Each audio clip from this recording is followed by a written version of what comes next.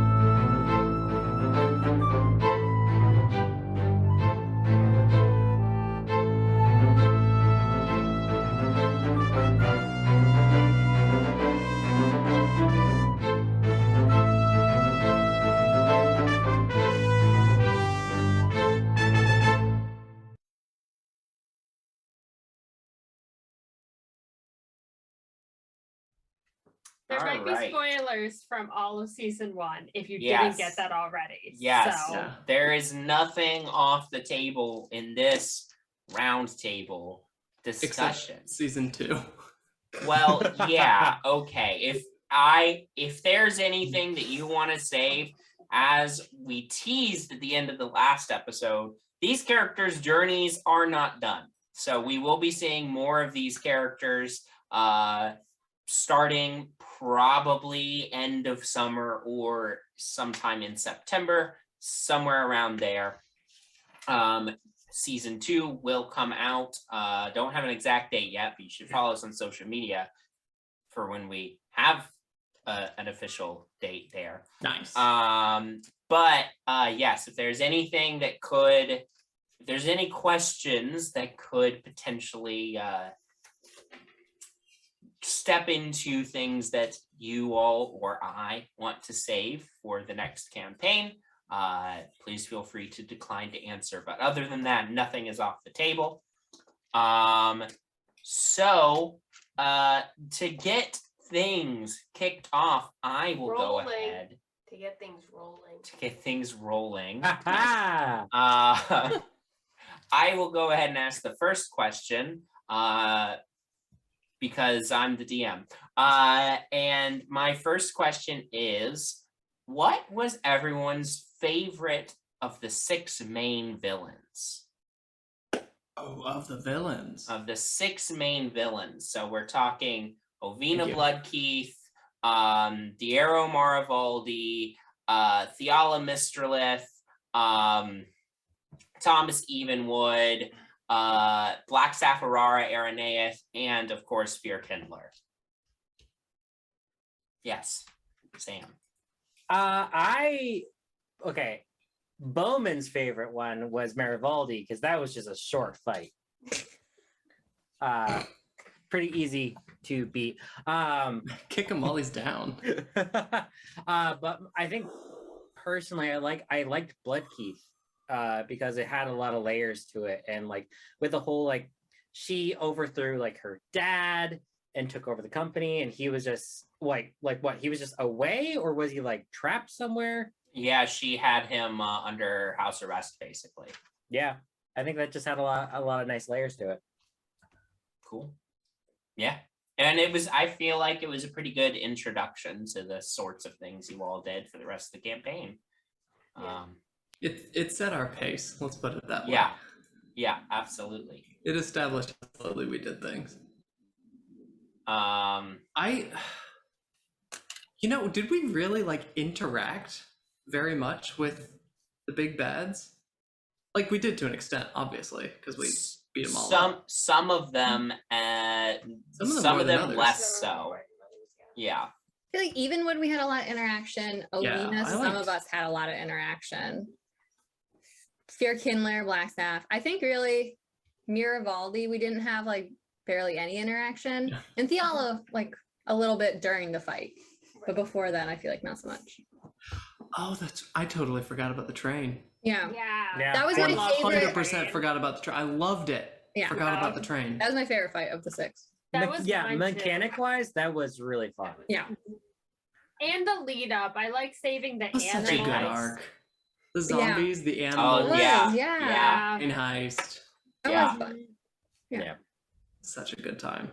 I think for me, the most rewarding fight was the Blackstaff one because we'd been like, I feel like the big bad was obviously Fear Kindler and like he's a dragon and that was really cool to do. But like I had more emotionally invested in bringing down the Watchful Order and the Blackstaff throughout the whole season. So I felt more accomplished after that one than any of the other ones. Yeah, for sure. I would say Blackstaff too. I agree. Yeah. I think out of all the villains that we fought, the one that really got to me like on an emotional level, like me personally, was Marivalde. The whole like he was abducting people off the streets and putting them in like his labyrinth as weird demon cult thing. He's the one I most wanted to kill. Yeah. Sure. The Blackstaff, I most wanted justice. You know, if it felt different. Yeah. Fair enough. I liked Evenwood too. I like the dungeon crawl. I like the different rooms in the dungeon crawl. Yeah. Yeah. And as bad as we were at the we were. Owlbear. It's Owlbear, guys. No more. Bad. Spoiler alert.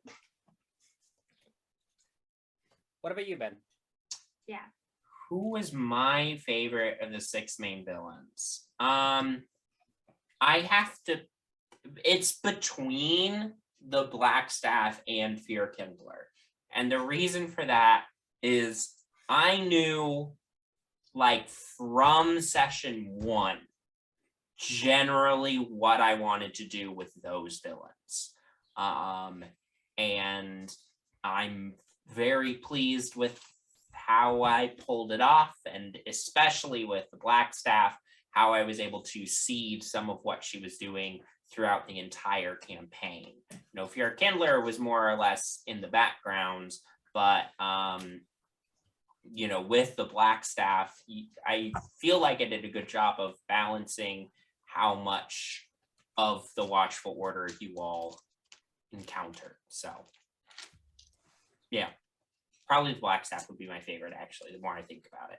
I also had like a really elaborate backstory. Like I had backstories for all the villains, but I like hers was the most fleshed out as well. I gotta say, honorable mention is fucking Vinny.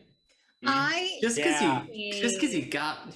he rubbed me the wrong way. Yeah. Mm-hmm. It's how we said our names. I really don't like him. It's like, God. Remember when he took off Freedom's hand in front of us? Yeah. Awful. It was a really good time. Honestly, but like how Vinny was written as a character, it was so like masterfully done because he could have like at the very beginning easily could have been a good guy towards the end. Easily could have switched ways. But up until his very end, it was like, okay. Up until like he was confirmed working for what was his name? Magister. Yeah, Magister. It was like, okay, well, he's got to go down now.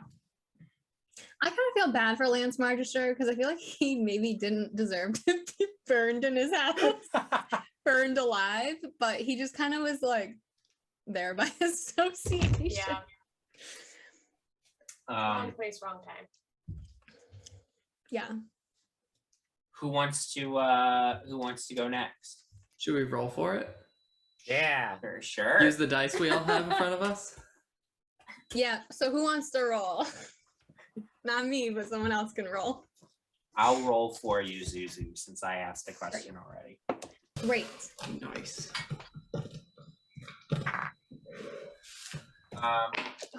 Zuzu, yours is a 3. Was it that? Oh, highest okay. or lowest estimate? I that think mean I'm asking a highest question? decides. Gotcha. How about highest asks the question? Because Sure. Highest asks the question. Which dice are we rolling? Just a d20? Yeah. Oh, yeah, that's an important. I'm going to roll a d4. Oh, Stay okay. quiet. I got 10. 16. Oh. 11. 16. All right, your answer. now that Ask it a doesn't question. matter, I got a natural 20. Ooh. Like now that we're done with combat and all of that important. Oh, yes. You want to cooperate. So I have a question for everybody. At what point, or was there any point where you felt, oh shit, we might not make it out of here? Or, oh no, that was not the right thing to do, we're screwed? Which was the fight where like 2 of us went down? That was Blackstaff. Okay. Because I think because Bowman and Janara went down, I believe. Right. I feel like that for me was A bunch of you got stunned in the black staff. I don't think I went Right, down. right. I don't think anyone went down during the black staff fight, but a bunch of you did get stunned. Bowman did end up going to 0, but with his relentless Endurance. Yeah. Mm-hmm.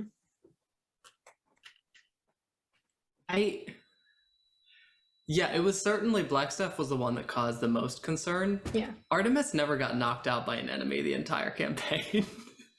So he's such a tricksy little thing. I don't think Penny did either.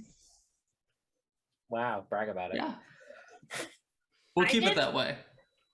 I definitely got knocked down a few times, but I also think your wound thing. I also think, yes, I had that. So, that made me less scared, but also I feel like it was very much in my character to be the one to take a lot of damage, Right. So I think for Bowman, I think he went into every fight. I'm saying as in third person, I am Bowman. Well, he went into every fight expecting to die. Like that's kind of how he processed it, and that's why he was just all, he's gonna go right up to the front. But there was definitely one moment where he went, oh shit, I should have done something better, which was when he realized that he actually had friends that could get hurt by the Blackstaff, and they were all abducted. My moment was fairly similar to that. It was like when we went down into the Blackstaff dungeon area and we saw people that then started attacking us. I was like, oh no, we all got people taken from us. They're going to attack us and it's going to be really, really hard to fight them. Yeah. If there had been a mind flayer, I think one of us would have gone down. Thank God for the last adventurers. Yeah. Well, hold on. Technically, Penny did get disintegrated. Oh yeah, that's right. But I don't remember it, so. It was just undone. That is. Thank God for Octavia. Yeah. Yeah. Wow, what a moment. Yeah, Out of Ben really nowhere. said we don't need Zuzu in this We campaign. don't need them. We don't need this one talking a anymore. little too much. I swear the penny disintegrating thing was just for flavor. I had not rolled damage yet, so you could have survived it. It was just for flavor on the chronal shift. Nah. Oof. I hope Octavia has some trauma from that. Because I sure do. You Zuzu, but Penny doesn't. Yeah, Penny right. Yeah. Great. Well, who wants to ask the next question? Do we want to roll again, or do we just want to I'll follow ask it. All right, Zuzu, go ahead. Okay, this is for everyone. What is one goal that you have for your character for next season? Wow, we put a lot of thought into this, guys. Yeah. We're really thinking about it. Think more before acting. Oh, you didn't think your Kindler thing was that actually, to go back, it wasn't that I thought I was convinced that we were gonna lose Nyx and not know about it. Yeah. Because like Ben gave enough warnings of like, you wanna do that? Yeah. You're like, yeah, totally. But she went to the dungeon. Just looking for the bathroom. You went through a locked gate. I just need the bathroom. I thought it was a waist-high gate. That's what I saw in my brain. I think for Bowman, I think his goals for next season is to just get super freaking overpowered. Owen? You're getting there. You're pretty close. I know. Are already there. You're pretty damn good. I can't do 100 damage without getting a nat 20, so Oh no. that's the goal. Really? I think Janara was so focused on her city. And now that she's not going to be in her city anymore, I guess my goal is to just see what that's like. I feel like it's going to be a very different mindset from how I approached all of season 1, and I'm pretty stoked about that. Has she ever like really left the city? She's been in the city. I don't think she's ever left, except for maybe to visit people for a couple days here or there. Yeah. But And the little adventure and the she little- At the train? and the nothing? little adventure that she went on, for a few days. But I don't think she's ever left for an extended period of time. Hope she doesn't get homesick. We'll It'd be see. so sad. Although to be fair, I don't know if Nyx has ever left the city. And correct me if I'm wrong, Zuzu, has Penny ever left the city? Born and But- raised. I do Well, feel like except in the no, epilogue bit. yeah. Well, And you did spend a lot of time traveling. I feel like Janara feels more loyalty to the city Yeah, than for sure. either of us do. Could that though be because Janara is more of a citizen of the city than either of us were? Absolutely. Yeah. 100%. Had way more stake in the city than we did. Say in the city than we did. Hmm. Sure, you're not wrong. Yeah. But now we're all rich. Now we're the problem. We're pretty rich, Yeah. which is nice. It'll go very quickly though. Zuzu, Yes, especially- what's Penny's goal for the next season? I think Penny, I feel like Penny's gonna try to be more trusting. Like I think Penny is going to try to be more open. We'll see. That's not gonna happen. But Maybe. she's trying to work on herself. I think she's slowly figuring out that isolating yourself isn't a way to live. Sure. No. Artemis's goal, I mean, the obvious one is figure out where the hell his family is. Yeah. But what Matt's excited for Artemis to learn is some goddamn responsibility. Because my sweet summer child still doesn't understand the world. He got real close. He's getting there. But he just it would be nice for him to understand fully and continue learning that his actions can have some consequences, good and bad. Yeah. But I think his expectations have been for the last like whatever months that we skipped was to, get big and stay big. He just wants to get strong now that he's kind of convinced himself that he is kind of very powerful. That kind of exploring that and saying, oh, okay, now I can do these things, which ties into the whole responsibility. Now you have this power, you better use it and not abuse it. But we'll see. With great power. With great power comes lots of money. Or, hopefully at least some responsibility. Hopefully, we'll see. I'm curious to see how well episode 1 handles shit, because I bet it doesn't go well. Yeah. You know what? But that's a discussion for tune in a couple months. A couple months from now. It's not gonna be pretty. Great. Who wants to ask the next question? I have a similar question to that. Great. Do you feel like your character got what they wanted or met their goals in season 1? Yes. Nick's living her best life. Yeah. Vote. Check. Family. Check. Horses. Check. She didn't even know she won the last one.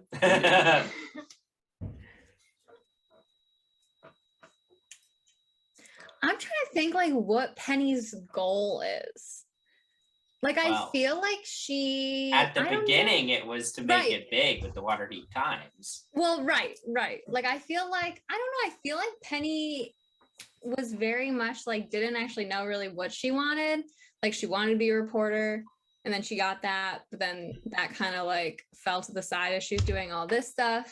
And then it was like, I feel like Penny always saw it as like, okay, we do this one job and then I won't ever have to talk to these people again. But then there just kept being more jobs, like, and more things afterwards. So I feel like she didn't have time to think of like an actual like overarching goal. You got your house. It's that just is true. That's the one thing that I feel like it wasn't as like rewarding because you couldn't actually be in it and enjoy it without that really sucked. Dying. Yeah. I think. Yeah, go on. Okay. You sure? Yeah. Okay. I think Artemis got everything. He continues to get everything he wants. I mean, what he wanted was to come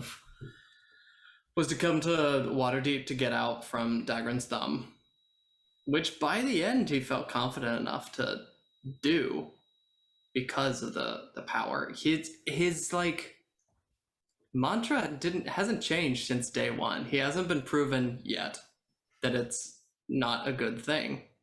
Maybe his thing being like, yeah, there always needs to be a clown. There always needs to be someone to make people laugh. That's how you deal with problems. You ignore them and you laugh about other things. And when you're ready, you come back to them.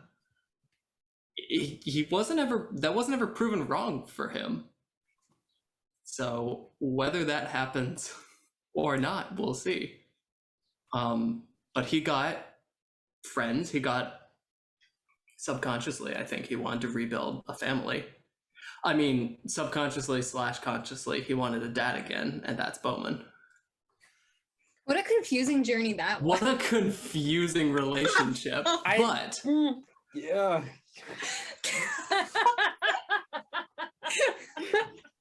Sam wanted no part in any of that. Remind me, I think this has come up previously, but is Bowman like canonly asexual? Yes, by strictly a definition, yeah. Bowman doesn't find people attractive in a sexual or romantic nature. He finds people attractive in the sense of like a family aspect nature, Sure. or like or competitive nature. Sure. Yeah, I thought that had come up before, but I wasn't sure. Anyway, continue with whether or not you all met your goals. I think Bowman had, from the beginning of the game versus to like pretty much the midway point, his goals definitely shifted drastically to he wants to reestablish Cormyr as a significant kingdom or population. And I think he did that in Waterdeep. I think an overall goal that is his goal, or like his main objective now, is to reestablish Cormyr. So I think partially he wanted that goal, those goals. He got those goals accomplished. Great. Yeah, that was a big little pressure piece you just dropped on Artemis right at the end there. Oh yeah. But I didn't react to it much, but you're just like, yeah, you could do this. You keep talking about doing something similar. Yeah.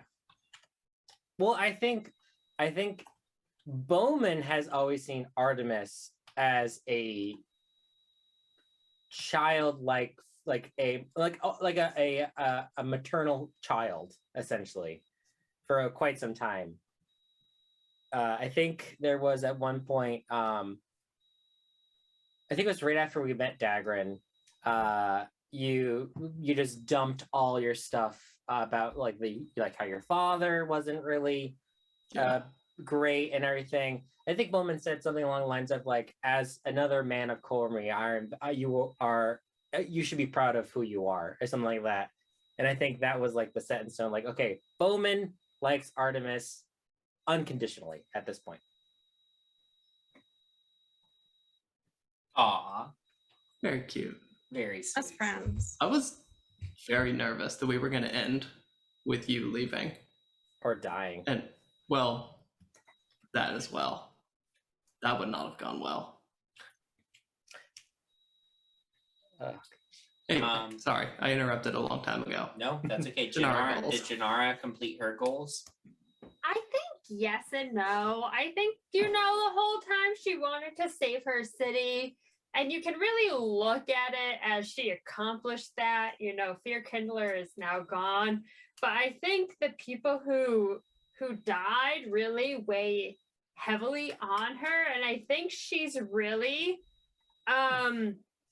she's in her 20s, right? But I think she's always felt this sense of responsibility for so many other people, including people she doesn't know, all the citizens in the city.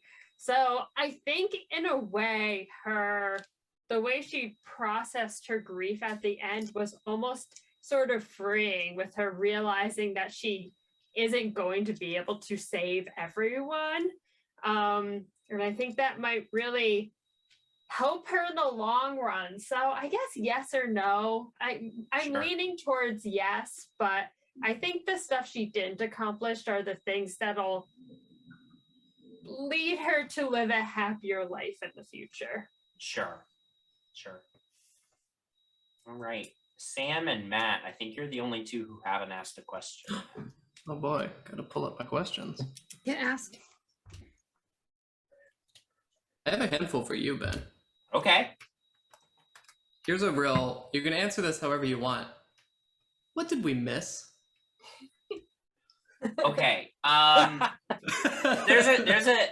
are for sure a couple different ways I could answer this question. I think thing number one is there were a lot of like details that I worked out about the Blackstaff's plot that were canon that you theoretically could have uncovered after you beat her, but in the moment after you all beat her, it was clear based off of what you all were doing that your concern, and rightfully so, was much more on the people that had been captured.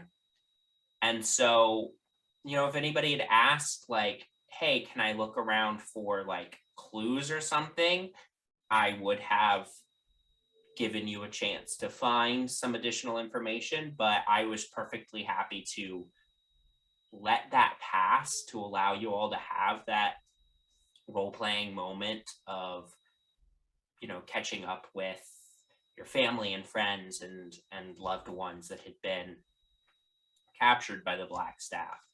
But now that we're at the end, so the Mind Flayer. The Mind Flayer was a failed experiment. So this was a the Black Staff's whole like process, her whole plan started back, oh my God, my notes page on her is so long. So she was born and raised in Waterdeep, and initially she was very idealistic, and she joined the Watchful Order in the hopes of making the city a better, safer place. About 50 years before she became the Black Staff, which would be like 250 years before the campaign, she was put in charge of a Watchful Order task force to handle sealing off the Undermountain. And while she was down there, she saw a lot of things, including encountering Mind Flayers for the first time in her life. And she lost many other members of this task force along the way, which sort of hardened her. But she also gained like a seed of ambition, because the Undermountain, the whole dungeon underneath Waterdeep, this vast labyrinth, you know, extending hundreds of feet underground, had all been kind of wrangled into a chaotic place, but it was all sort of subservient to one man, the Mad Mage Manchun. And she saw Manchun and gained sort of, not Manchun himself, but like saw what he did and gained a little seed of ambition from that. So anyway, much later on, after she becomes the Black Staff, she had an interest in Mind Flayers since she had gone down to the other Undermountain, and so began doing some research. And she came across these scattered stories of rare instances where a Mind Flayer tadpole does not fully turn a person into a Mind Flayer, and yet they retain some of the psionic abilities. And that is actually a reference to Baldur's Gate 3, the video game, which is currently in early access. But there's a whole thing in that where the main characters are infected with Mind Flayer tadpoles, but don't become Mind Flayers, don't undergo the whole process of turning into Mind Flayers. And I thought that was really a really interesting like plot point, and that takes place like roughly 500 years before the events of our campaign, give or take a little bit. And in the world of Toro and in Faerun. So I was like, yeah, that makes sense. So anyway, she becomes obsessed with it, and she basically becomes obsessed with the idea of replicating that in a controlled environment, and has lots and lots and lots of failed experiments along the way, including many which turn people fully into Mind Flayers that she couldn't control, because she didn't want to test it on herself until she knew she could do it safely on other subjects. And at one point, quite a bit before the campaign, some of her test subjects actually escaped into the city, which is when Vinny saw Mind Flayers in Waterdeep for the first time. Which is how he knew what that tadpole was way back at the beginning of the campaign. And then she eventually managed to get the process down, but it took her a really long time. In fact, her first successful test subject was Octavia's mom.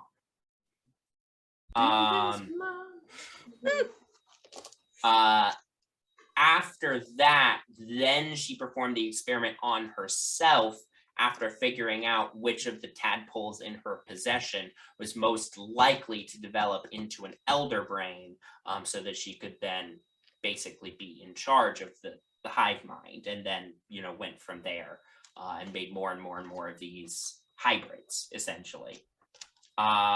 So that was her whole plan, and you could have found, theoretically, a journal and notes and all sorts of stuff about all of that.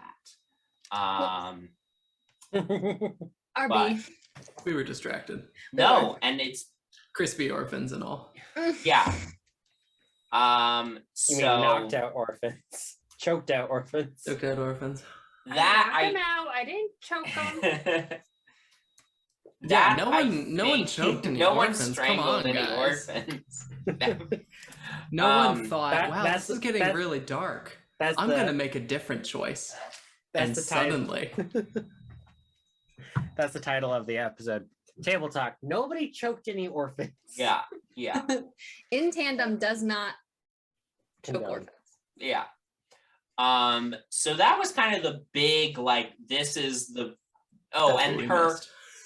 her ultimate goal, by the way, was that, she was perfectly happy to work for Fearkindler, but because she had the dragon staff, she was fully intending on someday supplanting him and openly ruling Waterdeep. Sure. Did Fearkindler, who is alive, so Yes. dance around this if you want. Did Fearkindler have a plan for that? He was aware of the possibility, and he did not trust the Blackstaff, particularly because she would not divulge y'all's identities. Which the reason she didn't do that is she wanted to turn all of you into little mind flayer puppets that she could control. Because you were powerful, and she thought that would be useful. He was suspicious of her. He was always suspicious of her. He didn't trust anybody. And he was trying to figure out if there was a way around the dragon staff. And as far as he could tell, the best thing to do was just not get touched by it. So yeah, he didn't have he was trying to figure out a plan, but he was, then you all removed the black staff from the picture. So it changed the calculus of the situation. Other than that, for the most part, you guys uncovered most of the various plot points and plot threads in Waterdeep. So I don't think you ended up missing all that much. I mean, the odd bit of treasure here or there, but nothing in terms of possible major story points. No, you pretty much got all of it, found all of it. Nice. Good job, us. Sam, do you have a question you want to ask? Yeah, this is a question for the group. Also, Ben, I think this also you can answer this too as somebody who's helped us all with our characters. Sure. At what point, if there was a point, did you have to seriously think about how you want to play the rest of the game as your character? Was there a certain point or something happen during the campaign where you went, okay, I got to switch things up. I got to change my objectives through this? Oh, so interesting. I mean, I can to start out, I can probably get one. I can get one to start off. But I was fully considering having Bowman be a kind of an anti-hero in a sense that fully didn't care if anyone got hurt. Honestly, in the very beginning, didn't care if any of you died. That's nice. We wormed our way in. But I think the real turning point was when we broke into the Wilmington's banner, and just a little bit more of Artemis had to be shown and the whole interaction with Goldilocks and everything. Yes, I think that, and also fighting the Watchful Order agent, the first one that we fought right afterwards too. I think that was more of a turning point of Bowman had to think, okay, this is my team. Everyone can actually hold their weight to an extent. Sam, Penny is literally the exact opposite. Like, so I feel like, no, like that is so funny. Like you went from like, I don't care. I do my own thing. Like, it is how it is. Like I have my one goal. And then you met everyone. You're like, no, you know what? Like, this is our team. I feel like I always wanted to play Penny more as like a very friendly, like outgoing sort of person, kind of like naive, but like down for everything. But I don't know what it was, something about like, I guess just the way the group presented themselves, especially in the beginning, just like clashed so much with like the middle class bubble she was in. Like, I feel like it was almost too close to home. Like it was so many doors like open at once, like showing all of these terrible things going on. It was just maybe too overwhelming, and that kind of like shut her down. But I feel like then I kind of was like constantly like, well, I feel like you're being too harsh on the team. But it seemed like she just generally was like in deep waters, like didn't know what to do. Yeah, I gotta say, I absolutely love that part of Penny's character, because it was just like, oh, God, we are doing this again. All right, I'll go. I'm not gonna like it. I'm gonna complain the entire time, but I'll do it. She's a teenager. It is what it is.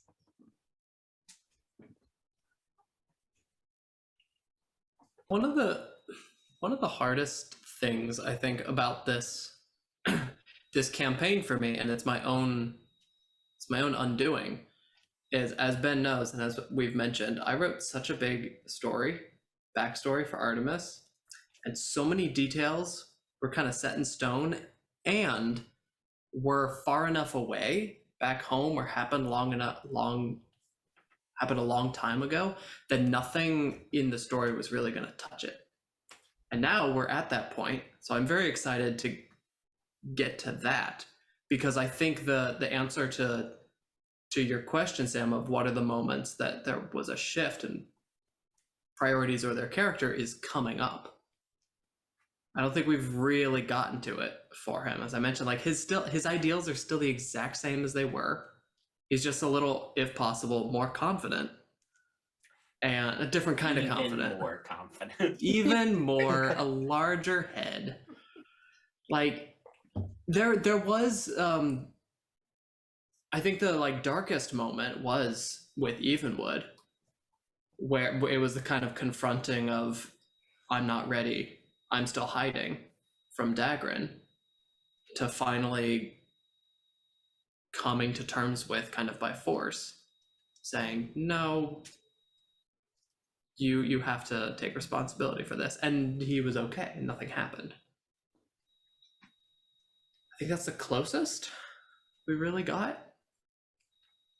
Yeah, I feel like Artemis has kind of gone a little bit, it's been like a little bit like this in a way, because in the very beginning, like strictly speaking, after the Bloodkeith whole arc, there was a point where Artemis kind of berated Janara for killing that elf, or half elf, and then it went from that to Artemis okay with murdering people. He's still a little lost boy, and doesn't realize he's a lost boy. Yeah.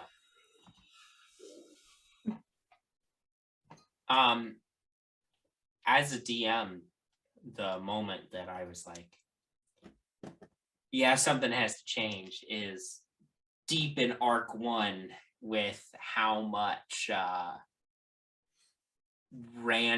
how much spinning of the wheels was happening back in arc 1. What do you mean? That was perfection. There were some that's work. There were some great there were some great episodes. There was some great hijinks during that whole first arc.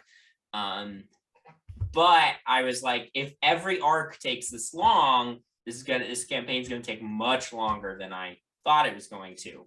When we first started, I thought this campaign would be 50 to 60 episodes. And we got to the end of arc 1, and I was like, don't think we're gonna hit that 50-60 mark if all of them are this speed. So I did some behind the scenes sort of tweaking, both in terms of like how I constructed each arc and also how I approached your downtime activities. And I think that really helped get the campaign back on the pace that I wanted it to be at. And we finished at episode 54 was the last episode. So my early campaign prediction of how long it would take was on the nose. I think Sam can even vouch for me because I mentioned it to him one day when we were talking early on. Yeah. I'd be super curious if whatever, I'll say it. You know, season 3, campaign 2, when we all play new characters. Yeah. I'd be curious if we run into a similar pacing issue. Yeah. Just I wonder if it's a learning our own characters. Yeah. And seeing what happens. Totally possible. Season 3, I'm playing Brian. No, I'm playing Brian. We all are playing Brian. We're all Brian. Ben will kill us. Tarask episode 1. Yeah. Did Janara or Nyx have turning points? I feel like, I think I even said this at the last time we sat down. When I first made my character, I sort of envisioned myself as a little bit more of a party girl. Sort of like the Dean Winchester of like, I could do a shot and then still be able to punch someone easily in the face. But I'm just kind of drunk the whole time and not really caring about, you know, myself in a way. And very quickly, I just sort of realized that it just wasn't going to work if I'm in a whole party because I have other people to look out for. And Janara quickly realized, oh no, I'm the mom. I'm the mom. Yeah, I'm the mom of these clowns. So I don't know if there was even a moment where I was like, I can't do this anymore, but I think it just sort of naturally just shifted. Yeah. But yeah, definitely not the Dean Winchester I originally thought I was going to be. Next time. When you guys are all having your existential crises and Nyx is just like, all right, guys, let's go. Nyx's new mom. Yep. I think for Nyx, the like switch wasn't so much with the group. Nyx was just kind of always like, actually, well, no, at the beginning, Nyx was very much like, these people are gonna help me get this debt that I owe paid off. And then, I don't know, they seem fun, but like, they're all doing their own thing. I have my stuff that they're not directly involved in. So like, if they need me, I guess I'll go. And then just kind of naturally, the more time that Nyx spent with the people around her, she got closer to them. But I don't think there was ever like a switch. It was just kind of like, these guys are my friends. Cool. But I will say that when Glim got kidnapped and in trouble with whatever his face was, that was kind of a switch for Nyx in terms of her family. Because she's always been pretty reliant on her parents for a while. Like they were the ones that would help her when she got into trouble with the law. And her sisters have always been supportive of her, but Nyx got to the stage where like she was defeating bad guys, and then her family needed those skills that she had developed, and so then she kind of then started to see herself as the physical protector of her family rather than just the protector of their political rights. The Environmental Protection Agency. I love them. That whole mini arc was really fun too. Like to have, I don't know. I loved that fight though. That was really, really fun, especially playing as a paladin. Yeah. Obliterated that manticore. Oh, so fun. Great. For our first fan submitted question, this comes from Katie. Fans. Wild. Katie asks, smash or pass all the villains? All the villains. Like the big six. Are we including Octavia's mom? We'll say she's got it going on. There we go. We'll say the big six. Let's throw Octavia's mom in there, and then also Vinny and Lance Marchester. Nice. All right, list them. Yeah, we'll give everyone will give a thumbs up or a thumbs down. Yeah. Okay, first is Ovina Bloodkeith. Smash. Oh, this is hard. Yeah, sure, I'll give her a shot. Okay, great. Wait, as characters or us? Yeah, that's actually good clarification because Bowman's out. Us. Yeah. Us. Okay. As human people. Yeah, sure. Give him a shot. Sure. As human people. As human people. Which we are. Which you are. Yes, we are all human people here. Okay, Diero Marivalde. That guy's crazy. He got the money, but too crazy, too culty. Too culty. He takes kinky too far. Yeah. He does. Yeah. He's got a labyrinth in his basement. Okay. Yeah. Theala Mistralith. I think she's. Oh wait, no, I just thought She's of the too animals. corporate, I feel like. I think know Venus corporate. Too anti-environment. Yeah. too anti-environment. That's the deal breaker. That's important for you. I also That is imagined very her important older, to me. which is fine, but I mean, she was an elf, so. yeah. No, like yeah. older. Okay. Let's do Lance Marchester next. We'll give it a shot. I'm gonna do like just sideways. If you were drunk, Yeah, we'll give it a shot. like Yeah. Vinny. No. Are you kidding? Nice. Vinny with the smash. I Nice. think he's very interesting. I mean, you're Honestly speaking, I think Vinny was such a good character. He was. Fair. But no. Philocio, knives. Octavia's mom. Thank Great. God Kira's not here. Across the board. Yeah, really. Black Sapphire Aranea. I mean, I'm not proud of no. There's too many tadpoles.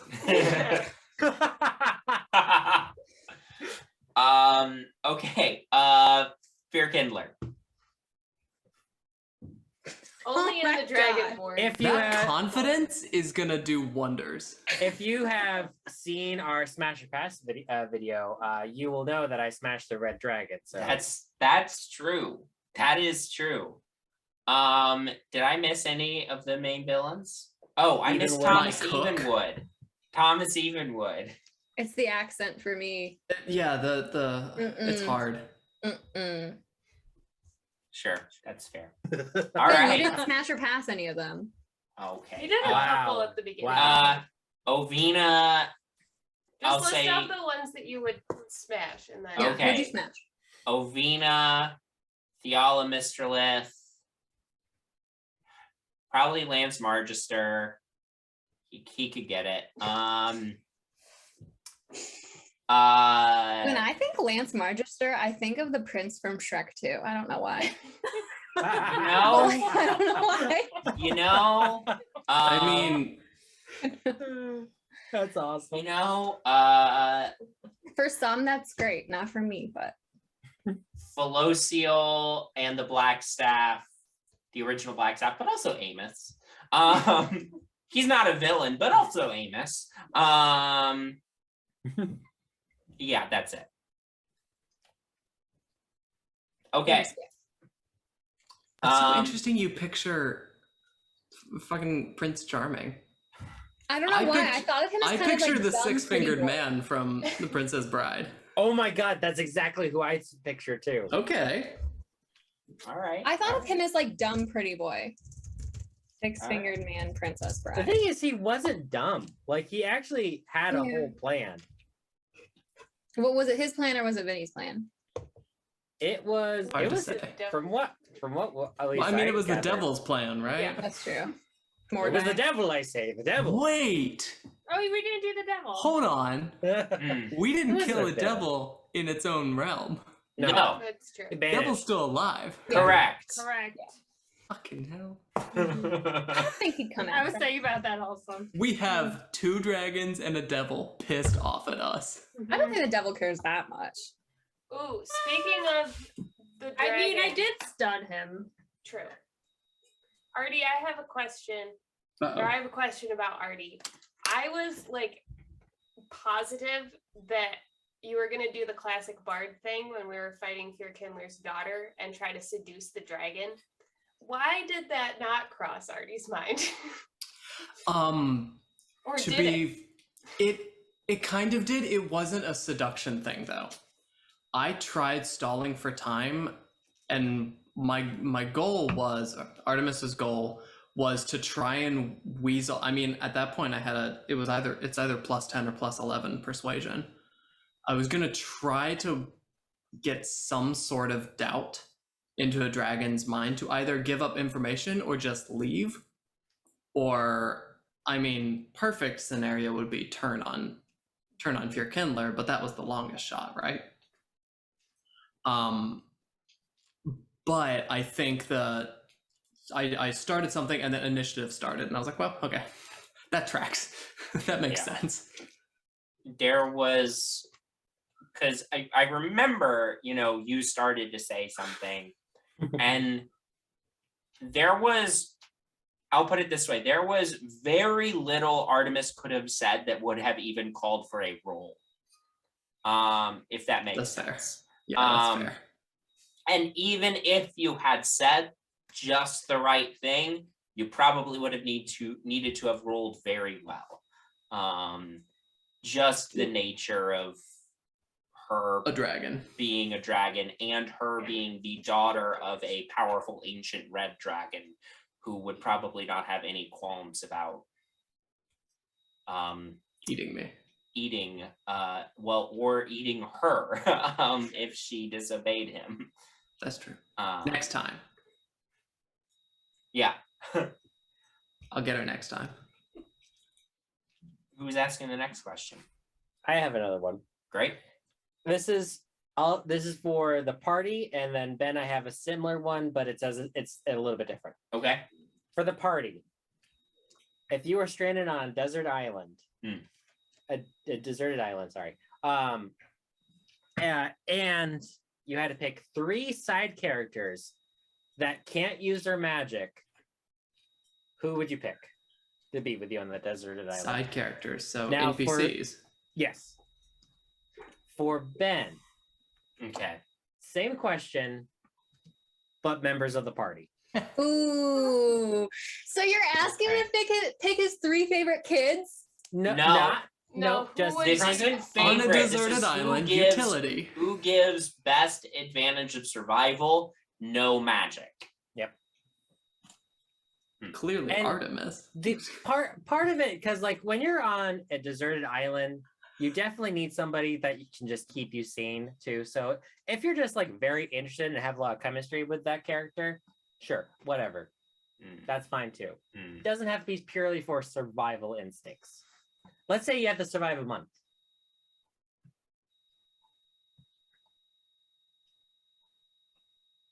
Got 2. Yeah. 3, right? I've got 2 as well. Okay.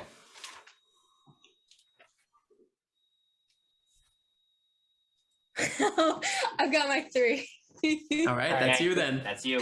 Okay, Rose Wilmington, just because she's been through a lot of shit, I think that she could carry a lot of the hard labor of it. And I think she's also like, I think she could be good to talk to, like, right? Oh yeah. Oh shoot. Oh, Brian, because he's the muscle. If there was like an animal attack or something, I feel like he'd get me. And then Artie's chef, because I think he could make food really well. And he also seems like a really cool guy. Like when He you just try to seems fire kind. him. Yeah. Those are my 3. His worst quality is he quit his job without warning so that he could become a millionaire. Like, and support his family. Mm-hmm. Okay, for the party members that I would take with me to the island. Oh wait, can I add something? You can add the last adventurers, except for Janara's dad and mom and dad. But you wouldn't want Janara's dad because he'd die anyway. You can't add more characters. I just figured out which 3 I was gonna bring. So I'm gonna bring Bowman because he's strong as fuck. He is a former sailor. Like he has all the tools that and we he's need. fine with just sitting in silence when you need it. That's true. I'm bringing Janara. I think once she's sobered up and got over the alcohol addiction, because I'm assuming there's no alcohol on the island. So after probably a rough patch at the beginning, I think Janara would be very helpful as well. She's very athletic. She's very dedicated to whatever cause. She's very loyal. I think she'd be a great addition to the team. And honestly, for number 3, I am going to pick Octavia because Octavia is smart as fuck. She has a maxed out intelligence score. So if anybody could figure out a way to get us out of this deserted island situation, it's Octavia. Shout out to Artie, Nix, and Penny on the other island having a really good fucking time. What a great island. We're dying, but we're having a great time. We're going out with a party. The island is on fire and we love it. Surrounded by water, still on fire. Yeah.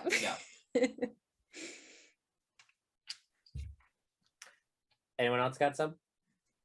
I'll go. We've got Miss Goldilocks Wilmington because she's a fan favorite. She's my favorite.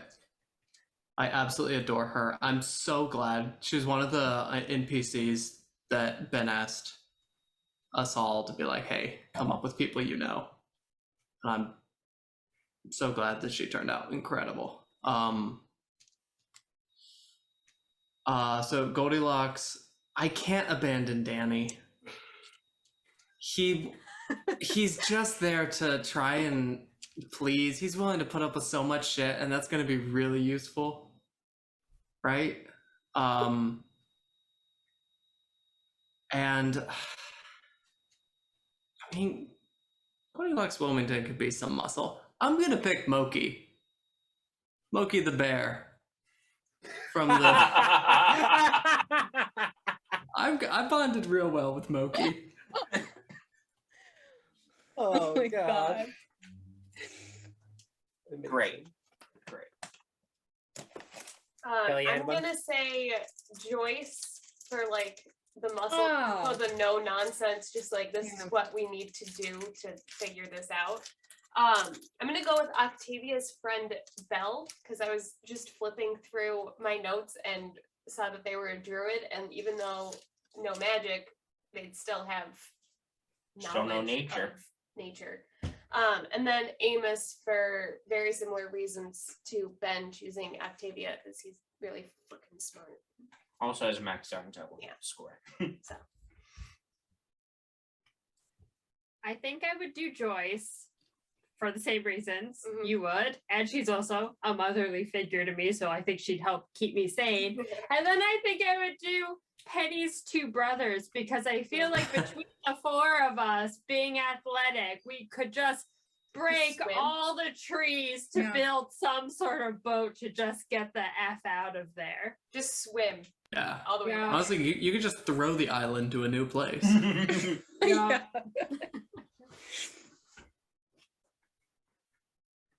Who would you take, Sam? Oh, I would probably take. I think Joyce is a good good, solid one. I think Joyce, with their knowledge of just survival skills alone, probably good. Rose, gotta hand it to Bowman's adopted daughter. Definitely picked up some survival skills from him. And I think honestly, just to hang out with Snack. Like low-key, what a time. Snack is my favorite character. Oh yeah. Like I think probably my favorite, just like, well, I'm not gonna deal with your shit anymore character. The scene where he went to Nyx and goes, do you have thieves tools? Then just use thieves tools. Yeah, that was fun. Great. Who wants to take the next question? I have one for Ben. Okay. You said you'd tell us after the campaign was over when we started being watched. So when did we start being watched? I'm glad you asked. Oh, that's right. I'm glad you specifically asked. It was the moment Penny was really obnoxious in the interview with the Black Staff. Fair. No, it was when the Black Staff did her little press conference, and Penny went and asked some very pointed questions. And from that moment on, the Black Staff was scrying on Penny once per day, and eventually found out about everybody else through that, and then started rotating who she scryed on. So she was able to get a really good read on who everybody was. Okay. Might be. It was around that same time that Felocial saw Octavia for the first time, but ironically enough, that was not part of getting the Black Staff to start spying on Octavia, because at the time the Black Staff didn't know who the hell Octavia was. She saw somebody who looked like her agent and was like, that's weird. But didn't know what to do with that yet. There were multiple possibilities of what it could have been. And there were some like details that Felocial managed to keep like extremely buried within her subconscious that the Black Staff couldn't access. So the Black Staff didn't actually know until later that Felocial had a daughter. Wow. What a win-win for the Black Staff though. Just have a really annoying reporter, so you scry on her, and then you find out she's part of like an undercover group taking down. Yep. Yeah. Yep. Who wants to ask the next question? Our other questions. Oh, I got one. For either you as players or you as party members, you got any regrets from the campaign? Things you very much wish had done differently, had played out differently, or you had done differently? Kelly is nodding. I wish I had not gone through that gate. Or at least I had been smarter and been like, okay, I should turn around now. But yeah, it was amusing. So I don't really regret it that much. I don't think Bowman has much regrets for what he did throughout the campaign. I think me as a player, I think I wish I did. Okay, this is general and for role-playing games. I wish I was better at just role-playing in general, just being in that character. I have a hard time taking myself out from my own head. To be fair, I think you did a very good job with Bowman. Ah, thanks. Ah, shucks. I think Penny has a million regrets, but my one Zuzu regret is I'd love for Penny to be able to use more magic. But I always forget that that's like part of her. and I just lean so heavily on the fighter stuff because I obviously like have better stats in that. But I would really love, like, I don't know, being more conscious about like her spells and being able to actually use magic. But I always forget about it. I understand. I feel like I do a similar thing. I lean really heavily on my stunning strikes, which means I have to punch first and I can't do a spell. So there was one fight where I found out that I couldn't stun. I can't remember which fight that is off the top of my head, but I almost got excited about that because I couldn't do the thing and I had to do other things. I just need to remember to do those things more. Yeah. My regret is that at the end of the first arc, Artemis did not release the troll.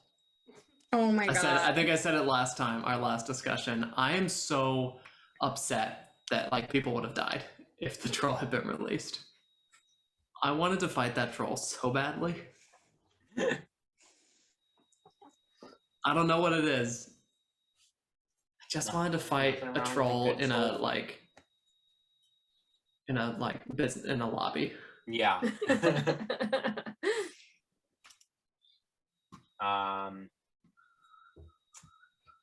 Cool. Who else hasn't asked a question this round? Kelly, I don't think you have. I have another question. Okay. Oh, you asked the first one this round. Yeah.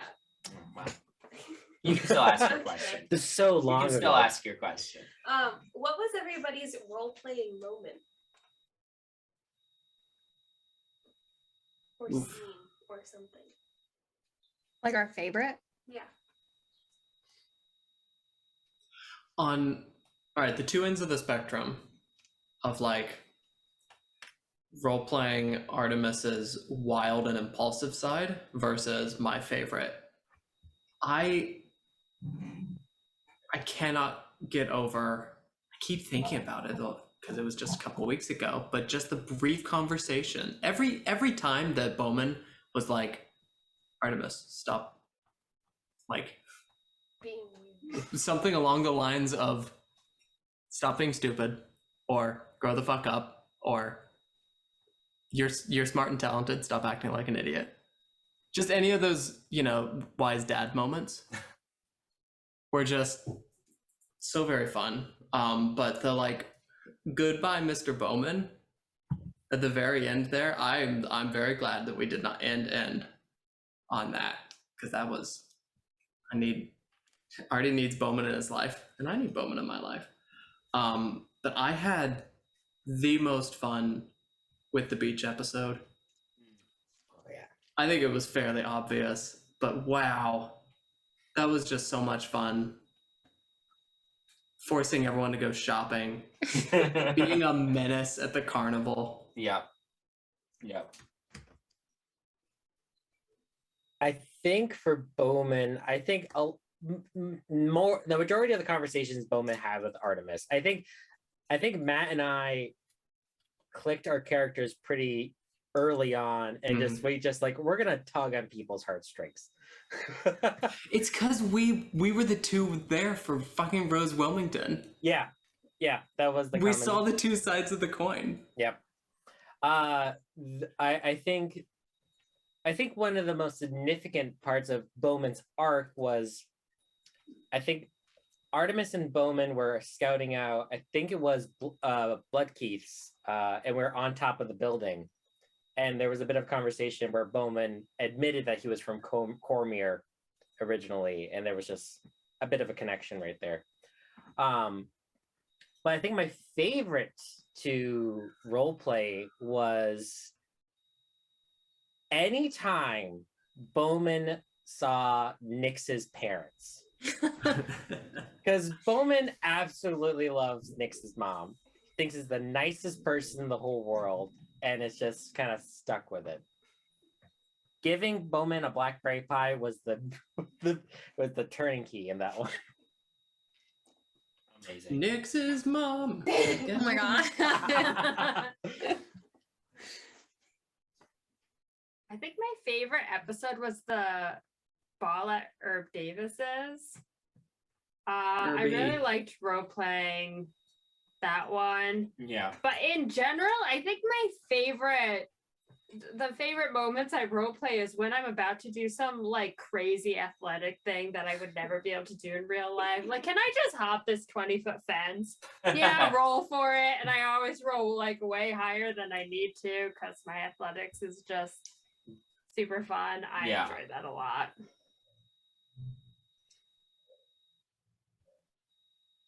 Conversations with Penny. Honestly, anytime anyone has a conversation with Penny is just a highlight, because who the fuck knows where that's gonna go. I did really enjoy trying to put money into Penny as she was wearing it. That went from 0 to 10 real fast. I love any time when we would have discussions before big missions.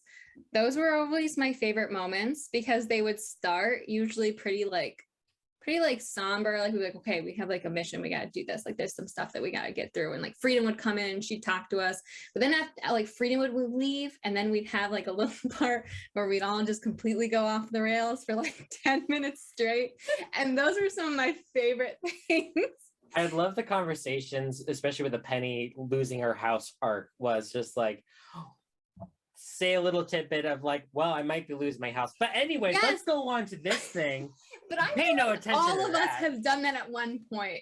Like someone like all of a sudden would be like, yeah, would have been great to grow up with a dad. It's like, wait, I'm sorry. Let me go back to that. That's a great.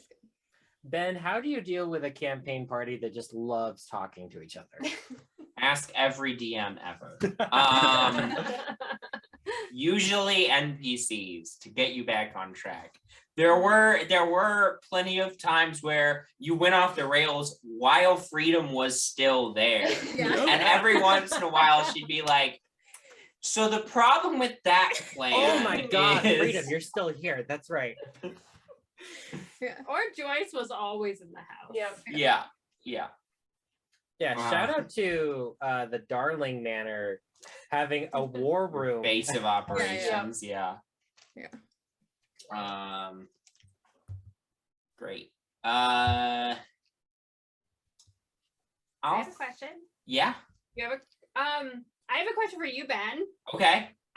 For those of us, including our viewers, who might not know anything about Ravenloft, I don't give any spoilers, but can you just give sort of a brief synopsis of what we might expect at the start of the next season? Sure.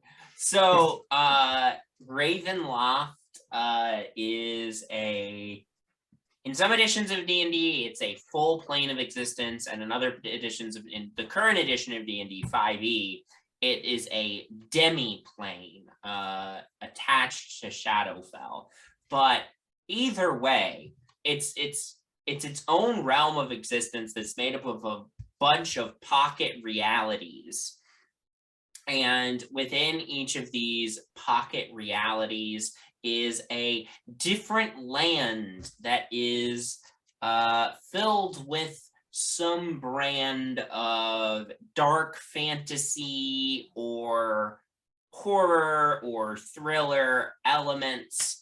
There's a lot of the most famous realm of Ravenloft is Barovia, where the first vampire in D&D lore, Strahd von Zarovich, lives in Castle Ravenloft, which is what the whole domain is named after. But there are lots of different realms of Ravenloft. There are many, many of them, and they all have their own unique flavors, and they all loosely draw on either a genre or a specific story of these sorts of ideas: dark fantasy, horror, thriller, that sort of thing.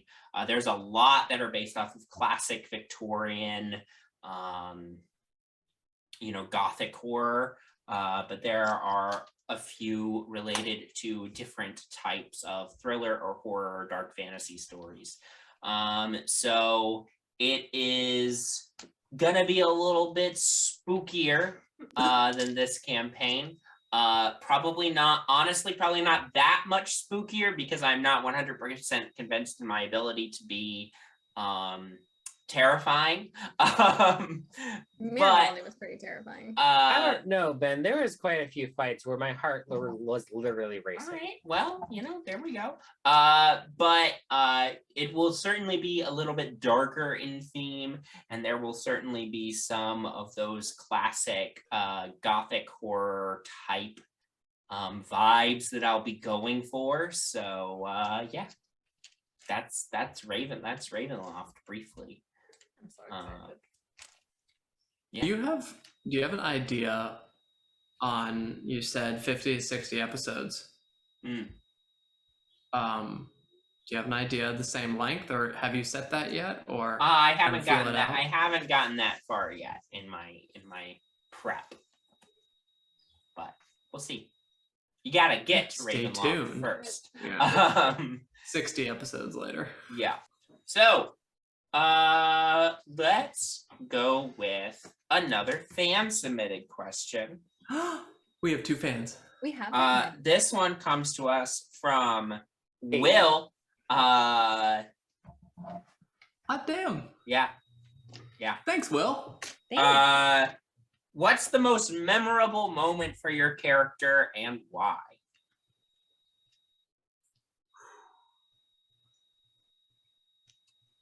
Memorable for character. I think for Bowman, the most memorable and significant moment was probably when Rose Wilmington asked him to train her. Because at that point, I think Bowman was just like, yeah, I think I can do some good, work on something. Yeah. Most memorable for Penny is probably when she found out she was losing the house.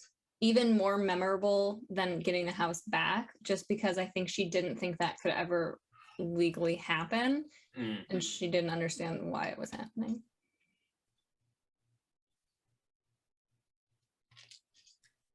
Most memorable for Janara, I think, is when I took the construction worker who was under the influence of the mind flayer by myself to Amos's tower. Yeah. Because didn't Janara not know that everyone else was okay? Yeah, I had no idea. You knew there was still fighting going on. Yeah, you had to leave us. I left the fight, and yeah. Yeah, I don't think we knew it was Octavia's mom yet. Octavia did a real good job neutralizing her mom in that fight, which was pretty clutch. That could have been very bad, but memorable moment. I don't know. I think for Nyx, it was, we didn't go into it that much, but the announcement that the Equal Voting Rights Act had passed, I don't think Nyx is going to forget that day for a long time.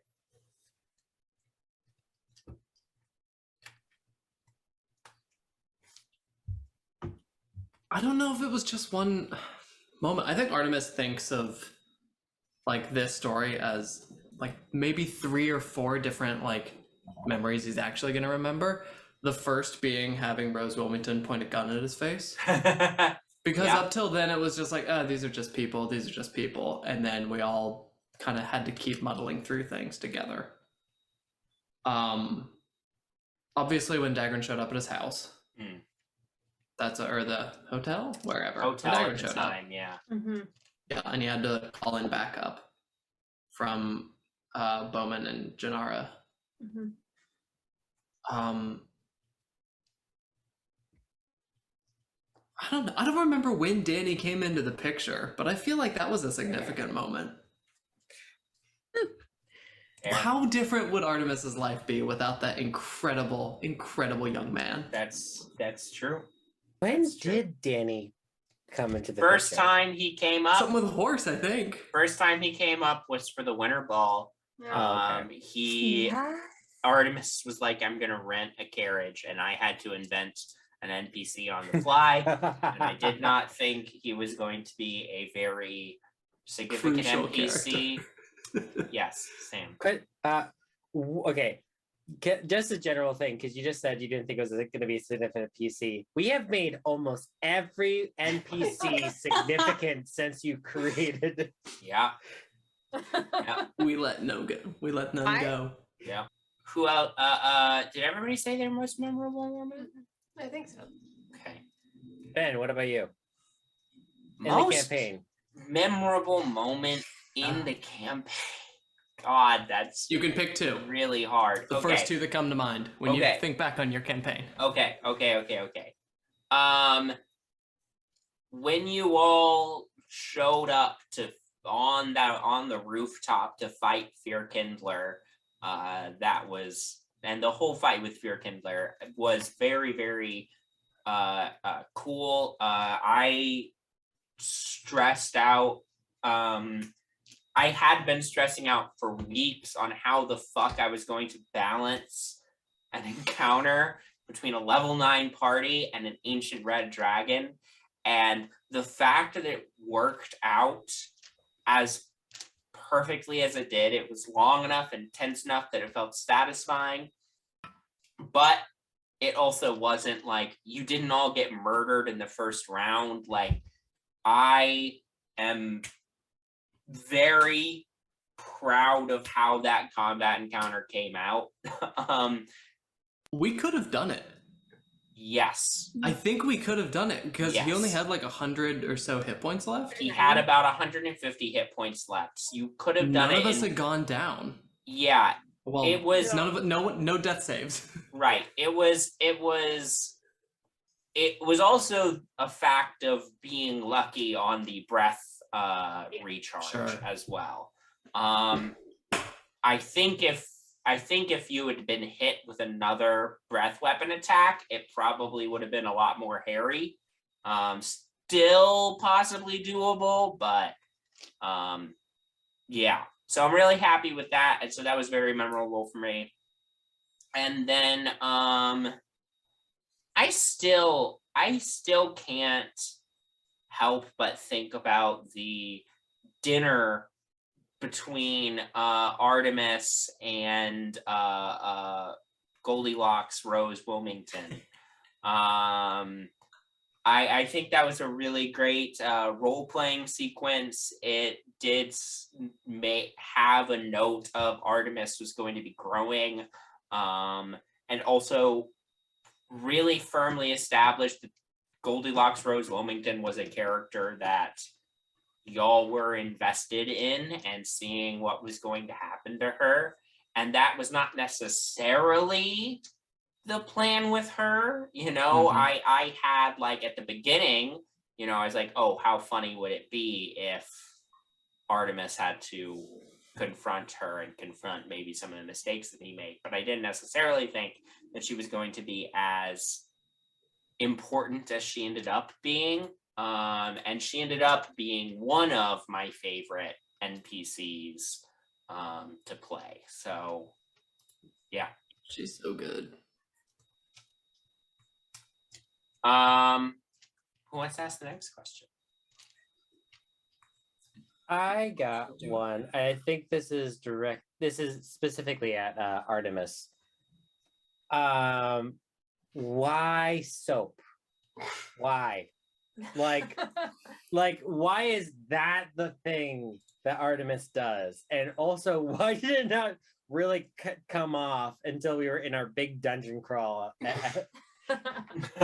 In my character sheet, there is I forget if it's lilac or lemon. It might be both. It was one of the first items I just added to his inventory.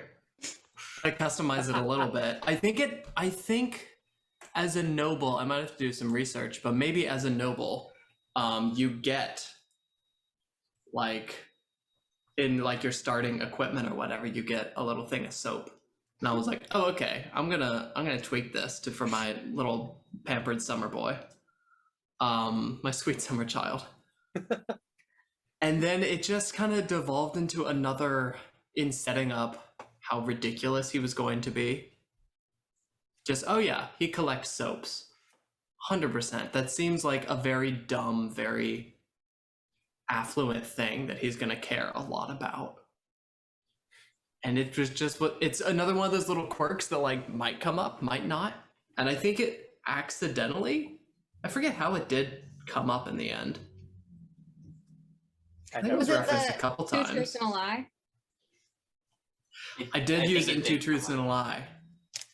Used it in 2 Truths and a Lie, and I used it in the bubble bath. For the jets. The sauna or whatever. Yeah. With the world's best plushed bed bedding. God. We were in that tower for so long. Yep. So long. Yeah, there's no real reason. It was a stupid character quirk. My next thing I want to follow up with, and this is more of an invitation to everybody. What is something that another character or another player character that look one little thing they're just like, why that? And what would that be? And who would it be? I got a follow-up one with, why was Nyx arrested in the first place in the very beginning? I don't know if we ever found this out. No, I don't think she ever went into detail about it. So she basically pulled like a Susan B. Anthony and attempted to vote, but couldn't vote, so she got arrested. Yeah, but she tried to make it sound a whole lot more like she snuck in. Yeah, this entire time I was thinking, oh yeah, she's she's stolen all kinds of shit, and she's this master planner. We should really pay attention to what. Nah. I mean, I think throughout the campaign you can kind of figure out that she's not. Yeah. But yeah, it was an EPA event where a bunch of them tried to vote and then got arrested. And then the like rogue aspect of that was the whole like sneaking out with freedom part.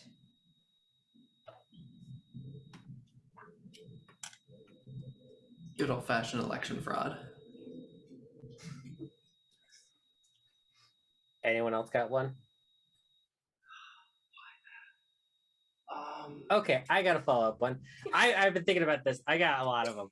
Okay. Well, why don't you just ask all the ones that you have? Yeah, just go down your list. Opportunities. All right. Did Penny Presswell have a thing or has a thing for Octavia? I don't think so. I think Penny's one of those persons, like, it's like that classic, like, do you want to be her or do you want to be with her? And I think Penny just wants to be Octavia. Like, I think that's kind of more so how it was, like, aspiring for that. But now I think she sees Octavia, like, less as, like, I mean, she never saw her as a rival, but definitely someone to, like, strive to be. And I think she still thinks that, but more so as a friend now. I think they're a little more equal now that they've kind of, like, fought in the trenches together. Yeah, because there's definitely a handful of moments where, like, Penny literally said, "You're so pretty, Octavia. That's so smart of you to do that." Just very complimentary of. Yeah, and that's very true. That's not a lie. So that's probably more so just Zuzu's brain, like, just like inserting itself for no. So do I have I actually have a follow-up for that then. Is there anybody that Penny or anybody's character has a crush on? Anybody who it's applicable for? If Bowman were to have a crush on somebody, it would probably be Freedom. No, I was shipping Freedom and Janara for a long time. Anyone else on that train? Really? Yeah, I was. I've been Clearly Janara was not. Well, she knew my parents, so I've been picturing her as like an aunt? Like around my parents. Oh, I don't know. When you became her number 2, I was like, Yeah, for the 2 Right whole hand weeks. Hey, let me make my own fan and ships about our own D&D group. That is funny. I mean, if Bowman had bit, Artemis would have kept going. But it was very clear that was a hell. But at the same time, if anyone bites, Artemis will keep going. So Sure. Just ask Herb Davis. Just ask Herb Davis. Herbie. Is Herbie the last? That was I did make a conscious choice. I didn't want to just play the horny bard. Yeah. Like I wanted to play the horny bard, right? Right. But not just the horny bard. Because it was fitting, but I needed some other spice to it. Yeah. And so, like, the possibility is always there. When we went to the island, the thing we did not role play is he 100% he was late because he went to the whorehouses. Sure. Like it snuck in there a little bit. Yeah. So go back and watch. But yeah, it's there. It's just not the thing we're focusing on for our story. Sure. But he's still stupid. Sure. Everyone's too traumatized to think about that stuff, except for Artie. That's Except more for Artie, coping mechanism. Who deals with his trauma by... Yeah. All right. He's a trauma banger. Sam, do you want to keep going down your list of questions for everybody?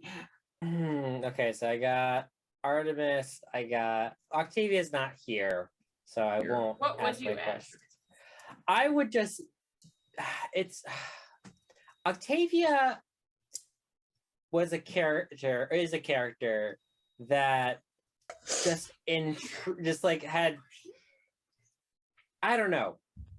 Like, it seemed like she had a lot of interests, but no interest at the same time. It's that expert thing. It's being so smart. Yeah. She just knows everything already. Yeah. So I would probably ask, like, what is something Octavia does for fun? Oh yeah. What is something? Photography. To be fair, of everybody in the party, Octavia had perhaps the most traumatic link to the main events of the campaign. Yeah, 100%. Not wrong. I don't have a lot of questions for Janara because behind the veil, if you didn't know, we live together. What? Wow. We're married, everybody. I thought your dogs were just very well synced up. You're married? I am shocked and astounded. Oh my god. Oh my god, do you remember when Kelly didn't hear her turn in initiative?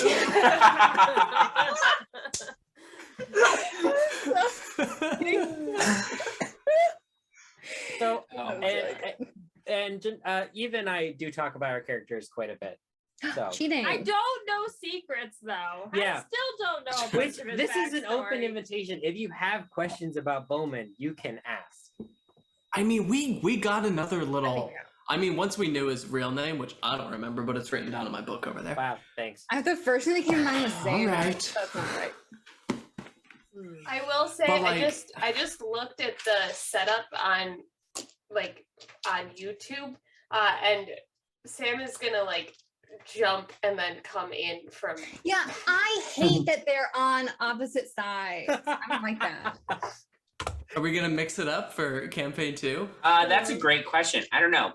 The reason you all are in the layout in the order you're in the layout is because that was the order your characters were introduced. Oh right. Yeah. Oh, that's interesting. Yeah. That's a question. Mm, I have a question okay. from episode 1 and the Yep. final episode. Yeah. The mustachioed asshole. Yeah. The man that I named my mortal enemy, and then I was Yeah. too flustered to think of anything good. Why was he captured? What was his deal? Was he a traitor? Yeah. Did he deserve to die? So he worked for the government. He was a low-level government employee. And he was working for the government. And then around the time Marivalde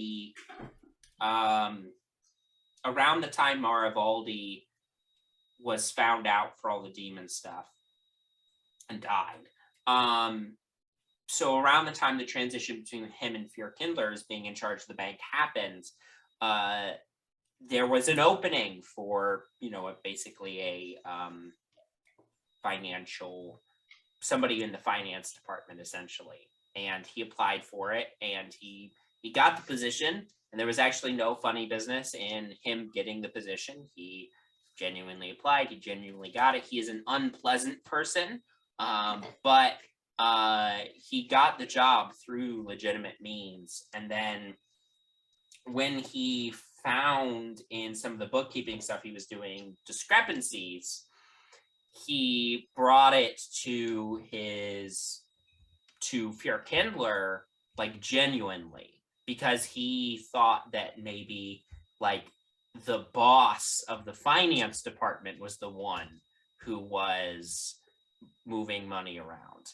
And so he went around his direct supervisor and went to the CEO, Faerun, because he, number one, thought that it was his direct supervisor that was doing the funny business, and number two, thought it would be a good way to get a leg up and, maybe rise to the ranks.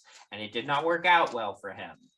But no, I mean, he was an unpleasant guy, but he wasn't actually any sort of threat or anything like that. He was just a not so nice person who ended up in a shitty situation. And it was I will pay a little peek behind the screen. It was a last minute, like, I didn't decide in the moment, but I decided like the day before that person could be that person that Artemis ran into way back in the beginning of the campaign, because I realized I hadn't done anything with him yet. I'm like, well, that'd be a fun little thing to throw in here at the end, tie it all together. It threw me off. So a lot. Yeah, that was his deal. I have a question for Matt, by the way. Okay. Yeah. Okay. You said that you had a moment, something Penny did that solidified you were going to play pranks on her for the rest of the campaign. Can you tell me that now, or can I not know? Yeah. Okay, good. I have to kind of remember it because it kind of morphed. It basically became, so you remember Artemis's whole mantra is deal with trauma and stress through entertainment and comedy. So it was, on one hand, he's a little prankster, he's a little jokester who he doesn't quite understand that sometimes his jokes can really hurt people. So he's going to poke at Penny, who just seems so, pokeable. Like such a short fuse, so easy to make jokes about at the expense of. But at the same time, once their like weird friendship sort of developed, it was a conscious effort on his like mantra, being like, oh, this is how I help people. I help them ignore and forget about. It doesn't work. Let me endorse this, or not endorse this now. It's not healthy. But to him, that's how you get through pain and trauma, is to poke at people. I don't necessarily remember a particular moment. I loved when it was Penny and Artemis outside right before the zombies. Yeah, we had no idea. I forget what the on. Conversation was, but it was. I think that was the first, like, we should go camping. I remember we picked up and you were like, yeah, and when we were 9, Dagrins. Oh, yeah. Dagrin pushed me out of a canoe and tried to drown me. Yeah. It's like a headcanon that when Penny was living at Artemis's house, every night he'd come to her room and he'd be like, I just want to talk about something, and just trauma dump for What is it? It's like I just rewatched Princess Bride, which is why it's like, good night, Wesley. See you in the morning if I don't kill you, or whatever it is that the Dread Pirate Robert says. Gosh. Was the zombie episode where Artemis turned to Penny and says, don't try to fall in love with me? Don't you dare fall in love with me, Penny Presmo. That was the episode. Yeah, that was the episode. That's good stuff. What a weird little friendship they have. Gorgeous. Is it a friendship? We don't know. Maybe it's not. No one knows. Maybe Penny and Artemis finally will get together. One of these days. I think it won't work for many reasons. I think in a very weird way, the Artemis Penny friendship is one of the stronger friendships in the party, which is very funny because they're so antagonistic to each other, but they're antagonistic to each other in the way that you know that deep down they do care about each other. It's sibling. It is, rivalry. but like a healthy sibling, really. Yeah. It really is. Yeah. Gosh. Okay. How about another quick fan question from Katie? 3 fans. Not 2. Still Katie. A second Katie. Another Katie. It's another Katie. It's a different Katie. Wow. Top. Wow. What's 2 everybody's Katies. top 3 NPCs? Rose Wilmington. Okay. That's 2. One more. I think- Rose Wilmington, Danny, just because they're so near and dear to my little heart. Sure. And I just had it. Snack might be on the list. Do love as people say things I will remember. Sure. Freedom's up there for me. Yeah.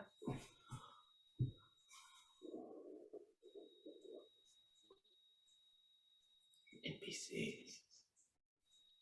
Top NPCs, Rose Wilmington, top Freedom, and then probably Danny. Just because of the sheer amount of antics and how he's just down to do whatever. He just goes, fine, I guess. That's not my job, but okay. Yeah. I would say Joyce if is we also had more. up there. Sorry. Joyce is also up there for me. If we had more time with them, I think Gamma could be so fascinating. Yeah. There's a part of me that was wondering if Gamma would somehow come with us. Once we were talking about, all right, well, this next season, we're all on board to play. Yeah. Okay, it's gonna do this. I was like, there's part of me that's curious if he comes along. That way, if one of us dies, somebody just starts playing a Warforged. Yeah. I guess that'll depend on how y'all want to approach the next season when it comes time. But, Yeah. And who are your top 3 favorite to play? I think my top 3 favorite NPCs to play were probably Freedom. I always love playing the quest giver NPC. I have in more than one campaign introduced a character that's more or less the party's handler. And I do always like that sort of character. So Freedom,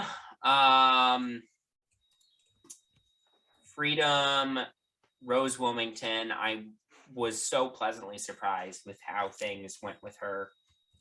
And honestly, Amos, I really liked being Amos. I remember the ones that I came up with, because of course I really like Joyce and I really like Sanctuary. Probably Lashana. I actually think she's the one I had the crush on. Freedom. Oh yeah. And Rose. I really liked Rose. Yeah.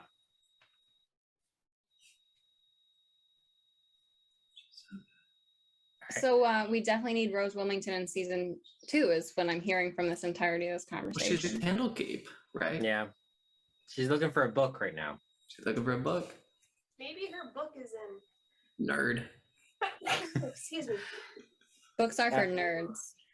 I think I have one last question on my list. Okay. This is for the group. What is a player character that your character is a little bit afraid of? Like of our party? Yeah. I think Nyx is honestly scared of all of you. Just because That's healthy. She does not know where the fuck Artemis is gonna go next. Like, he is just kind of her wild card. She's like, as long as he's not mad at me, we're good. He could do something, and as long as it doesn't hit me, it's fine. But Bowman, you're humongous, and Nyx is terrified that you're gonna squash or something. Octavia is just way too smart, and could become an evil genius. Nyx doesn't know. Janara punched the living daylights out of her, and Penny has a ginormous lightning gun now, and that is fucking terrifying. So yeah, Nyx is scared of all of you. Good to know. So in season 2, we get advantage on intimidation checks against Nyx. Yeah, if you try to intimidate Nyx, she will be intimidated. I, funny enough, don't think Penny's really scared of anyone in the group anymore, but I do think she worries about Octavia and like is a little afraid of her power, especially seeing the ending of, you know, her taking the dragon staff and getting that figured out. And then also I'm like, Penny's like subtly concerned about starting over the Watchful Order, even if it is like in Octavia and Floathiel and like Amos's hands. Like, I think that she doesn't think there's a world that will ever be good. And I think she's nervous about that kind of corruption of power. But no, that's my answer. That's very fair. Yeah, I agree with all of that. Yeah, especially seeing wizards taking control of things they shouldn't be taking control of. And there is a very very specifically the way I approached what replaced the Watchful Order was it was more of a kind of like a co-op situation where any wizards, any mages that wanted to could buy into this system and sort of just kind of keep each other and everybody else intact. So there still is a power structure, but it's a lot more decentralized. But that doesn't mean that somebody couldn't take advantage of it. Yeah. Who's Bowman most afraid of? Oh, Penny Pressful. Well, legitimately, she blew that one guy's head up. Yeah, that was really not great for her. Legitimately, I think Penny Pressful is a non-magic user who can deal a lot of damage just from the sheer tools that she is using. And that... But with a gun. What with a gun? No, what I'm saying is she's good with a gun, which is terrifying. And Bowman, this is not something we haven't ever delved into. Bowman is, I think, has a little bit of PTSD, which I don't know. We don't have to talk about that. A little bit. Just a smidgen. We don't have time to unpack all of that.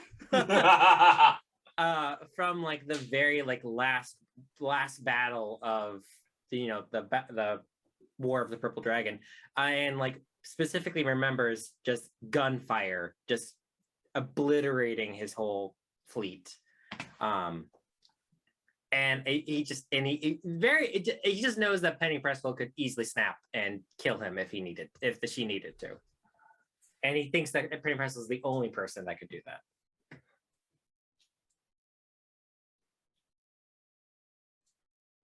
In a similar vein, I think Artemis still, and got a bit of a taste of it, he's always going to be a little scared of Bowman. But which is kind of half the reason why he said, Bowman, you have to stop me from killing someone. Whatever happens, because he knows he's the one that can. I think he thinks he could get around everyone else if he wanted. I have to think of, it's Artemis. He thinks he could get around everyone else. Sure. I'll throw in another fan question from Will. I know. I'm combining two questions. I'm gonna ask it as an and or type question. So if you could add another party member, what would you be looking for? And or what's one item that the party would be better for having? You mean like party member, like class, or like character wise? Class and it doesn't specify, so I'll say either way. We need someone who is just focused on healing us. We could use a cleric, like a healing cleric, not a damage dealing cleric. Yeah, because I feel like we do a lot. We do good on like damage and strategy. I feel like we got that down for for, at least for the most part, when we have enough time to talk about it. But I feel like healing us afterwards is usually what will bite us in the butt. Yeah, I usually don't want to use up my spell slots. I'm greedy. Heal people. Because Artemis has a lot of like battlefield control and general utility spells. Yeah. Bowman and Janara are just really good heavy hitters, but close range. Yeah, I think Octavia has a lot of utility as well as like the big fireballs, the big like the wizard classics, but a lot of utility in there as well. Yeah, as a quick sidebar, the amount that you all can just reverse D20 rolls is frankly ridiculous. Between luck, chronal shift, now Nyx has a thing she can do. You have silvery barbs? Silvery barbs. Yeah. That was really clutch. Silvery barbs. Artemis can decrease rolls with cutting words or buff rolls with bardic inspiration. Like there's just an insane amount of tweaking these D20 rolls that you all can do. That's how we have survived. Yeah. I think that's our party strategy is get Bowman in there, Janara to get things in a good shape, stun, and then do a little chip damage. Bowman comes in and smashes the shit out of things. And the rest of us are just keep pivoting until like everyone can just descend. Yeah. We go, okay, we're done now. Yeah. But anyway, so what about like, any other thoughts on a character the party would be useful, or an item of some sort that would be useful for the party? I want a talking head that tells us 75% of the time what the correct decision is. So you want a divination wizard? You want Mimir from God of War 2018? That's exactly what I want. Because just think about how much time we would save if we had just someone saying, okay, go that way. Maybe. By the way, a cleric with find the path. Well, there you go. By the way, for those of you at home, I know we're not a video game channel, but God, if you can play God of War 2018, you gotta play God of War 2018. It's a pretty good game. It's a very good game. Pretty good game. Anyway. I think for the campaign that we were in, not having any nature-based, whether that be druid or ranger, or like any subclasses that were nature-based, it made sense. Yeah. I'm curious how that bites us moving forward. Yeah. Not in a city all the time, that I'm really curious about. Yeah. That's fair. Because who the hell in our party is proficient with nature or medicine? Or survival? I think Bowman has pretty high survival. Anybody with a decent wisdom score should have an okay survival. Check. Why is my wisdom -1, by the way? That seems like a mistake. That is one of my absolute favorite things you mention every time a wisdom save comes up, where you go, wait, when did... I feel like that's something that I accidentally did. Like, I feel like my wisdom used to be better. No, I think that was your dump stat. And it does make sense for Penny Presswell, to be fair, because she is a little naive. I'm so sad about it. Bowman has Penny's a little naive. Bowman has a +7 to survival, but a 0 for nature. Yeah, I have -1 for nature. I have +2. And nature is int based, which is very unfortunate for druids who are supposed to be good at nature things, but their spellcasting stat is wisdom, so they don't really need int for anything, so they'll often dump int, but then it means that for some reason a druid is bad at nature checks, which is identifying which plants are which is like one of those weird things. I don't, theoretically one solution could be make nature wisdom based, but there is a good argument for why nature is intelligence based. So yeah, it's a whole thing. Yeah, great. Anybody else have a question they want to ask? I've got more fan submitted questions as well. Well, the fans, absolutely. Oh my god, why were we talking at all? Okay, fair enough. Why are we talking at all? Fair enough. From Katie, did anyone have to make a choice for their character, aka a choice their character made that they didn't personally agree with? So did your characters make any choices that you as a player didn't agree with? Oh yeah. Definitely donating the money to have the community center in Little Cormier. Like me, Sam, as a player, like I was like, oh god, I could buy so much stuff with that money. I could buy a nice boat for Bowman, but no, Bowman had to do that. Fair enough. I mean, your boat is pretty nice, though. Now it's nice now.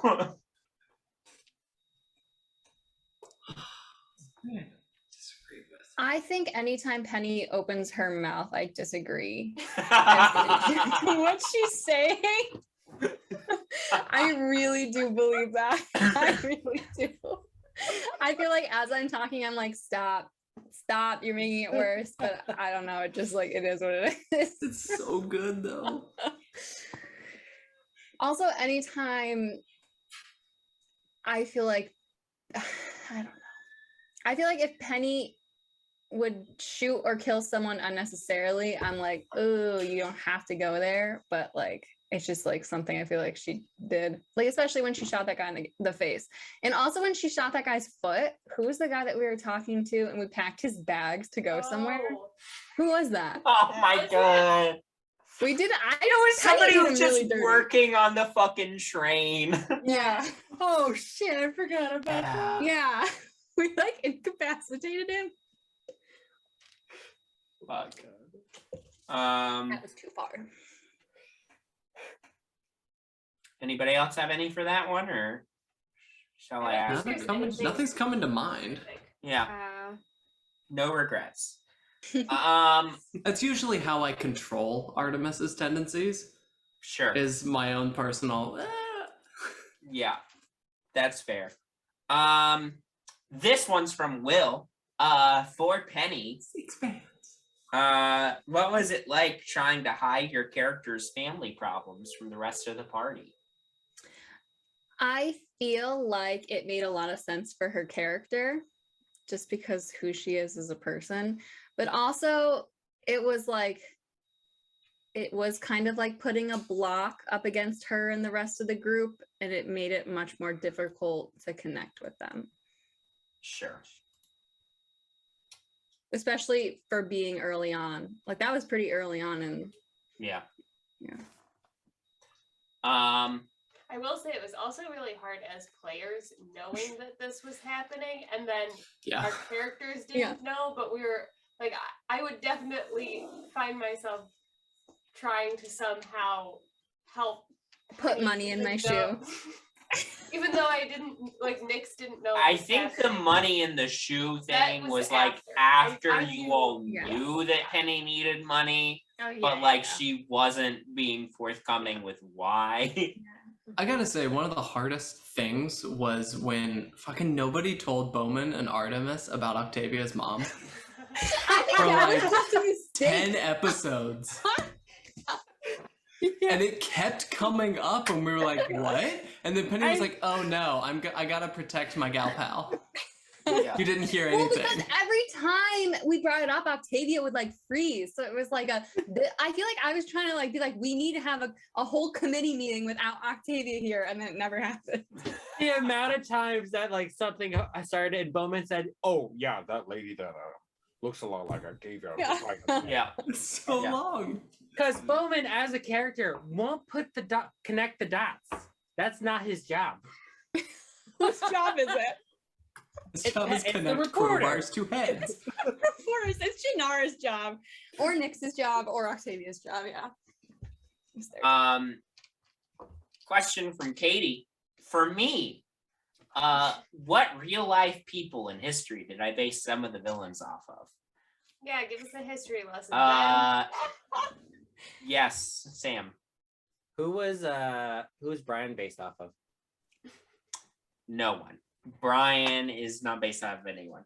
Based off you, Sam. Yeah. Yes. So, not every one of the main villains was based off of a specific person, but some of them were. So Thomas Evenwood, most obviously, was based off of Thomas Edison. And his rival was Nicole Aslet. It's Nikola Tesla. So yeah, that was one of the main villains.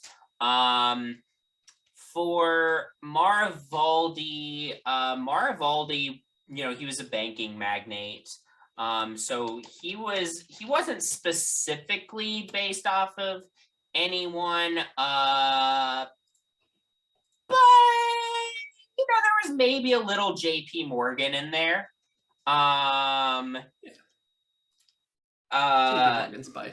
JP Morgan Spice. There were there was a whole slew of different like railroad tycoons. And Theala Mistralith was just vaguely based on the archetype of a railroad tycoon. But a woman. Who was also an elf. All those elven railroad tycoons back in the day. Yeah, the classics right there. Honestly, it would have been more believable back then if it was an elf as a railroad tycoon than a woman as a railroad tycoon. I hate to say it, but it's true.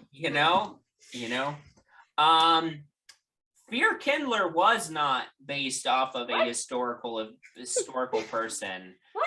Based on the historical dragons throughout history. But I will say, I had like the initial thought that popped into my head that sparked this whole campaign was, what if a dragon was a capitalist? What if a dragon realized they could acquire much more wealth through running a business, through capitalism? And I had this vision in my head of a dragon dropping down on the rooftop of their factory building to berate employees. And so I knew I wanted that to be, at the beginning of the campaign. And so Fear Kindler, as not just because he's a dragon, but just in general, is not based on anyone in particular, but is based on sort of the archetypical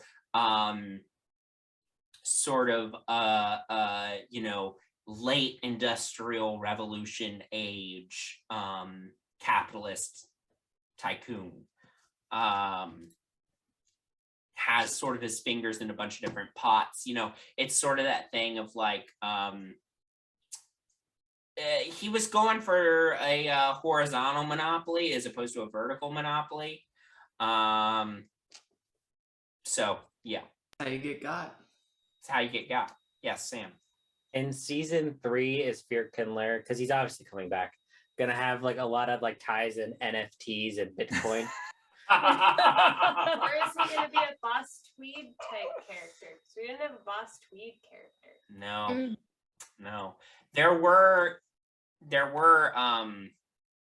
was cut content from the campaign. Deleted scenes? No, Patreon exclusive. there could have been, I didn't have a specific Boss Tweed like character in mind, but I was thinking about, in the early stages of the campaign, I was thinking about a Boss Tweed esque character, incorporating a Boss Tweed-esque character. And then the other big thing that I cut was a potential arc directly against the actual like police of Waterdeep. There was like, I got to the point where I had even like, I'd named the police chief, and I like knew at least some vague ideas of his backstory. And so I had like, I was thinking about an arc of, or maybe not even an arc, but a conflict, going into a big conflict against you all and the police chief. But as I was developing the campaign more, I realized that felt too similar to the Watchful Order stuff.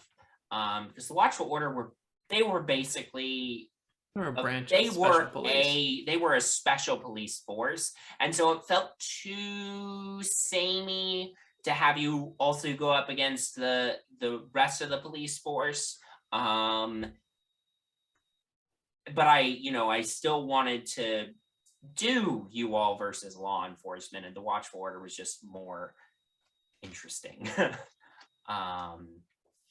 We did actually fight, if I remember correctly, Hathaway, who we fought in the same fight that was in the Manticore, was a corrupt police officer. No, but he was working with a corrupt police officer. Oh, so, right. But yes, there was. I mean, yes, this in a statement that surprises no one, the Waterdeep Police Department is very corrupt. But that's not something that ended up being super relevant. And like I said, like very early on in the campaign, I made the decision that like, let's focus on the Watchful Order over the normal police. Okay. I've got one from Will. 8 fans. Most named Katie and Will. What? We got a demographic. We do. Demographic. What was the biggest plot twist for your characters, or for you as the players?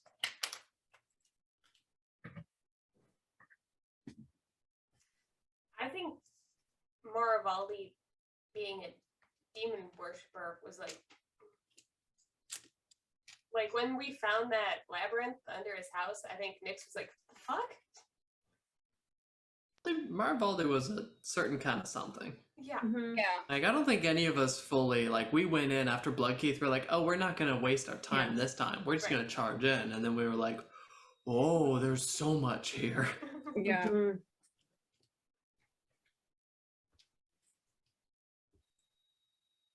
I mean, I got thrown by Dagran's appearance. I didn't think we were ever going to see him.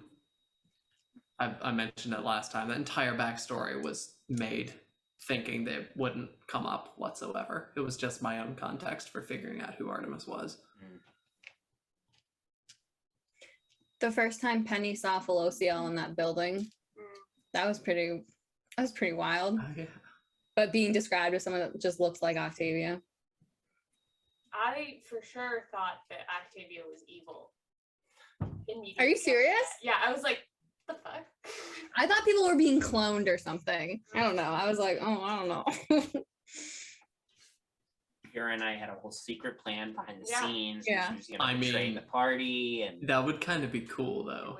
It would be. No one's allowed to defect in the second season. No one can defect in the second season. We're already too far in. The bonds are made. Well, no. I was early on, but when my parents and I reconciled. Yeah. Oh, sweet. It's a good plot twist. Yeah. Yeah, it's a good plot twist. I think as Bowman, as a character, when we were at this very end, we were in Faerun's bank and we found out that he let all the staff have the day off. As a former employee of Faerun, that was a thing. He wanted them out of the way for his big plan. He didn't need his employees seeing people moving explosives into a secret tunnel under his bank. Honestly, that was a bit of a twist that we didn't there wasn't enough time to really delve into, and you kind of touched it in the post story, being like, yeah, they found out a lot of explosives. Yeah. Like, to really unpack that and be like, and the fact that we were so damn close to absolute midnight. Yeah.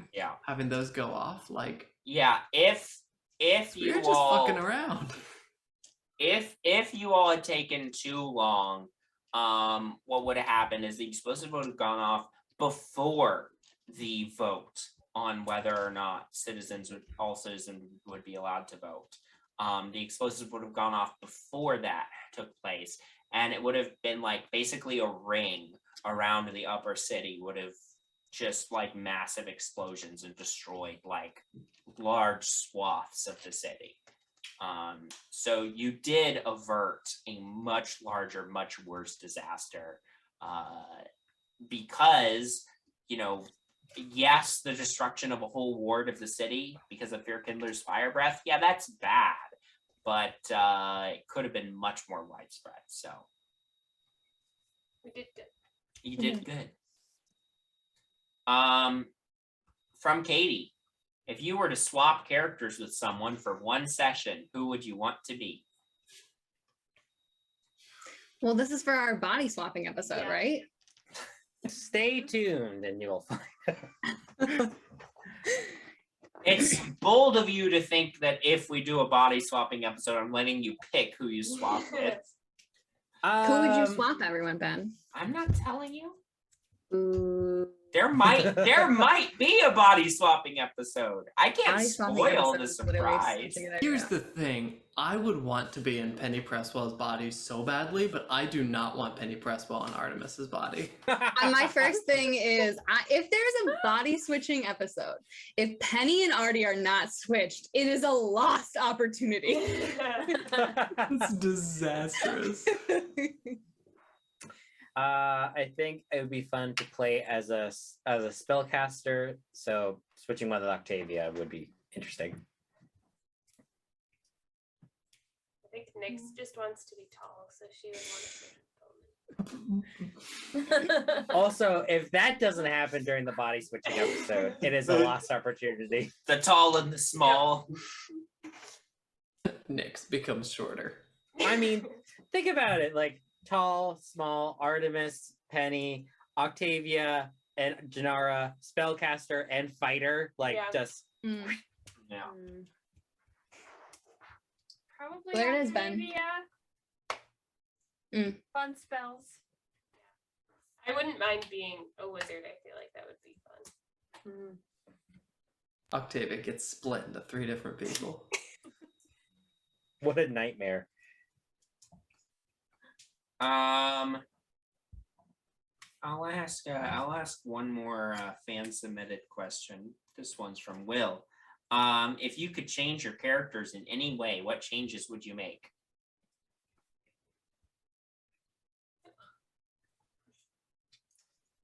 I think I would change Bowman to be a little bit more kooky.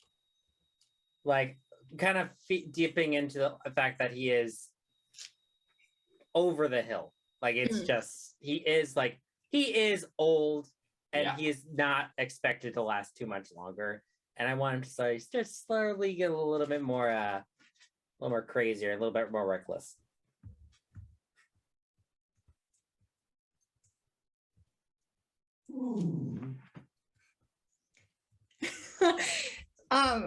From like an actual like fighting standpoint, I'd love Penny to have better stats. Like, why do my stats suck? Who let me make a character? I swear to God, I am so bad at it. Every time we do a saving throw, I fail. Every time we have a check, I fail. Like, oh. That's not true. Your stats aren't that bad. Look at my stats, boy. They are. I'm pulling them up right now. They are either 0 or -1. That's not true. Dex and Con are great, but everything else is shit. Okay, well, yeah, but those are the two most important. Dex and Cons are pretty good. Yeah, wow. You've got a +4 in both Dex and Con, and a +2 in Intelligence. Yeah, but that doesn't seem to help me. Why do I be failing all these saving throws? You need you a cloak of protection. I think I have that. Ooh. You don't have a single negative saving throw modifier. All of your saving throw modifiers are, well, your wisdom saving throw modifier is +0, but then charisma's +1, int is +3, dex is +5, strength is +4, and con is +9. But we never have con saving throws. Well, yeah, there's very little that triggers a con save. That's anyways, one of the that's what I would change. Better stats. Buff my stats. Hashtag buff stats for Penny Presswell 2023. Really long hashtag.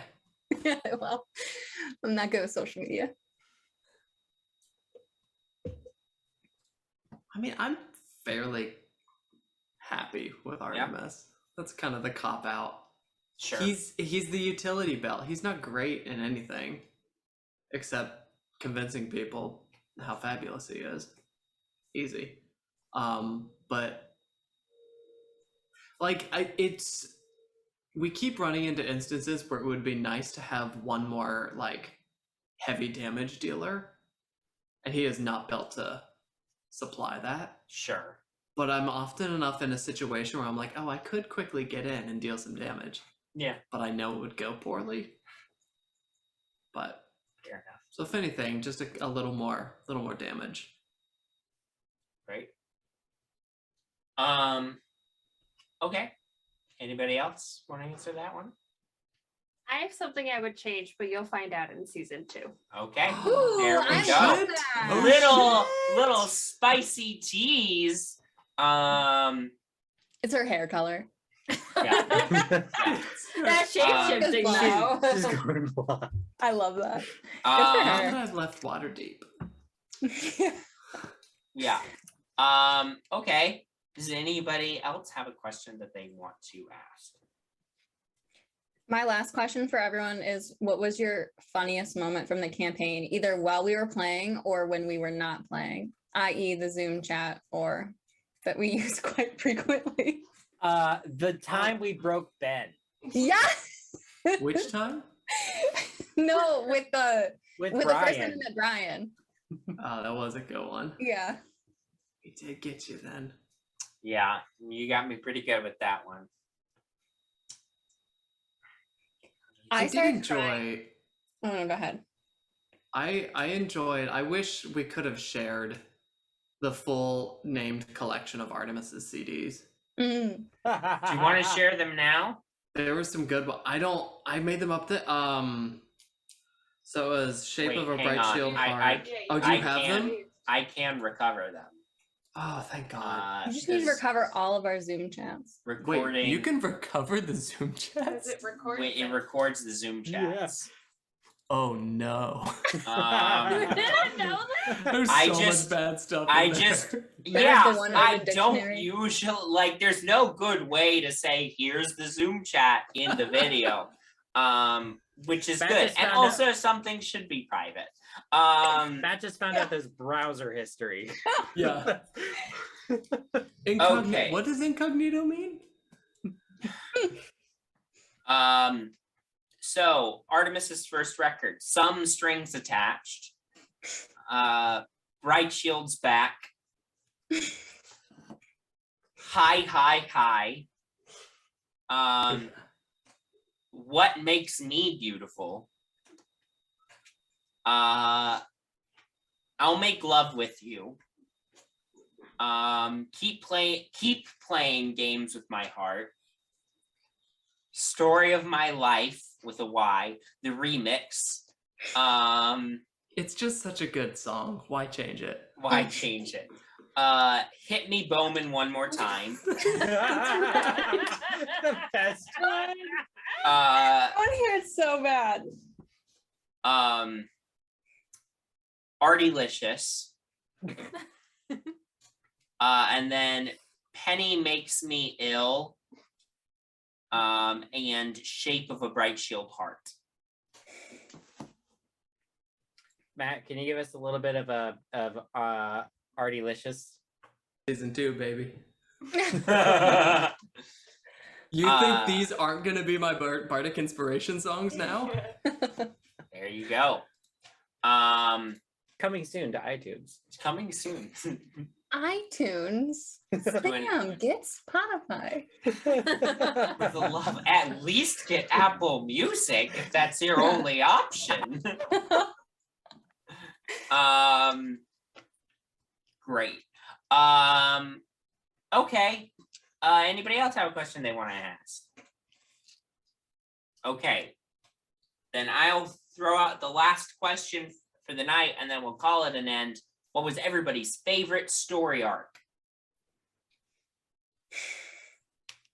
I like the Bloodkeith one because that I feel like is when we figured out how this was going to go.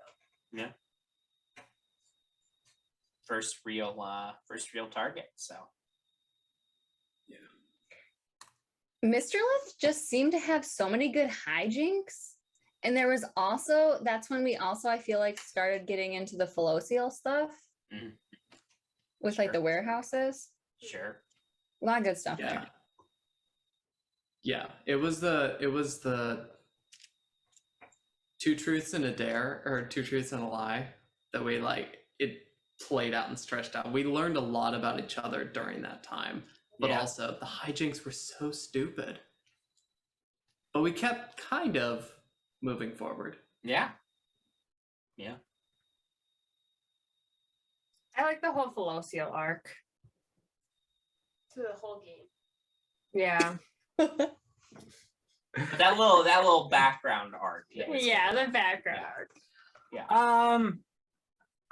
The thing is, I got so many. It's really hard. I really like all of the main villain arcs. Those are really fun. But I think my favorite arc. No, sorry, my dog does not appreciate me talking about this. Is will probably be the development of Artemis and Bowman's friendship. Mm.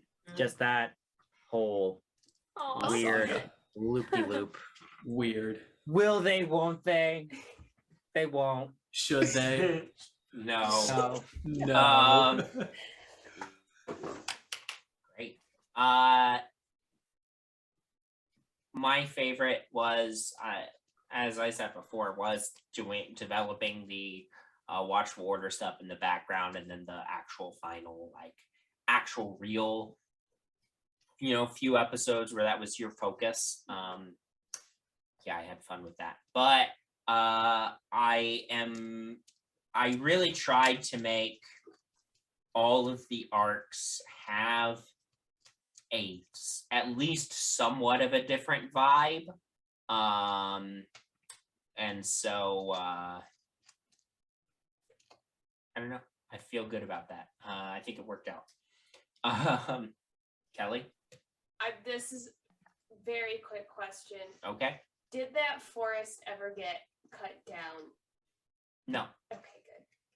No. You went to the forest. Yeah, I know, but I wasn't sure if that was like still. There was just nothing there when we went. If it was still in the works, or if it was like it officially ended once. Who was it, Mr. Lip? Mm-hmm. That was. It was on pause when you guys brought down Mr. Lith, but and Evenwood was the other one that we. Evenwood was the other one that was sort of focusing on it, and you got Evenwood out of the picture. So another win for Moki. That's true. That's true. Hell yeah, nature.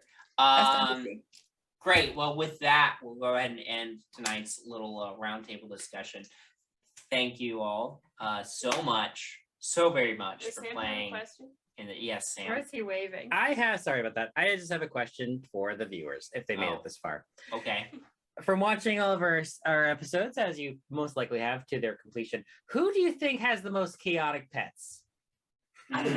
Oh, that's true. There's gotta be Ori. If you haven't been paying attention, or if you've only been listening to the podcast, you may not have seen some of the chaotic pet hijinks that have taken place over this campaign. So those of you who are watching on YouTube, or those of you who listen to the podcast and decide to go back and watch the YouTube videos, let us know who you think the most chaotic pet is. I do agree with Zuzu that it's probably Ori. Kira's cat. Yes. Doors. Yeah. Well, with that, we will end it here. Thank you all so very much for playing this campaign. It has been an absolute pleasure of mine to run it. Had a lot of fun with it. I'm really looking forward to the next one. And thank you everybody who watches our hijinks. Like I said, we're on pause with the main campaign, but you should still expect to see some things on the YouTube channel over the coming weeks. So between now and when we do our next campaign, you'll see new stuff, and hopefully we can continue doing some fun side content once the next main campaign starts up. But with all that being said, hope everybody has a good night. Hope everyone has a good summer, and we'll see you next time. Have a good night.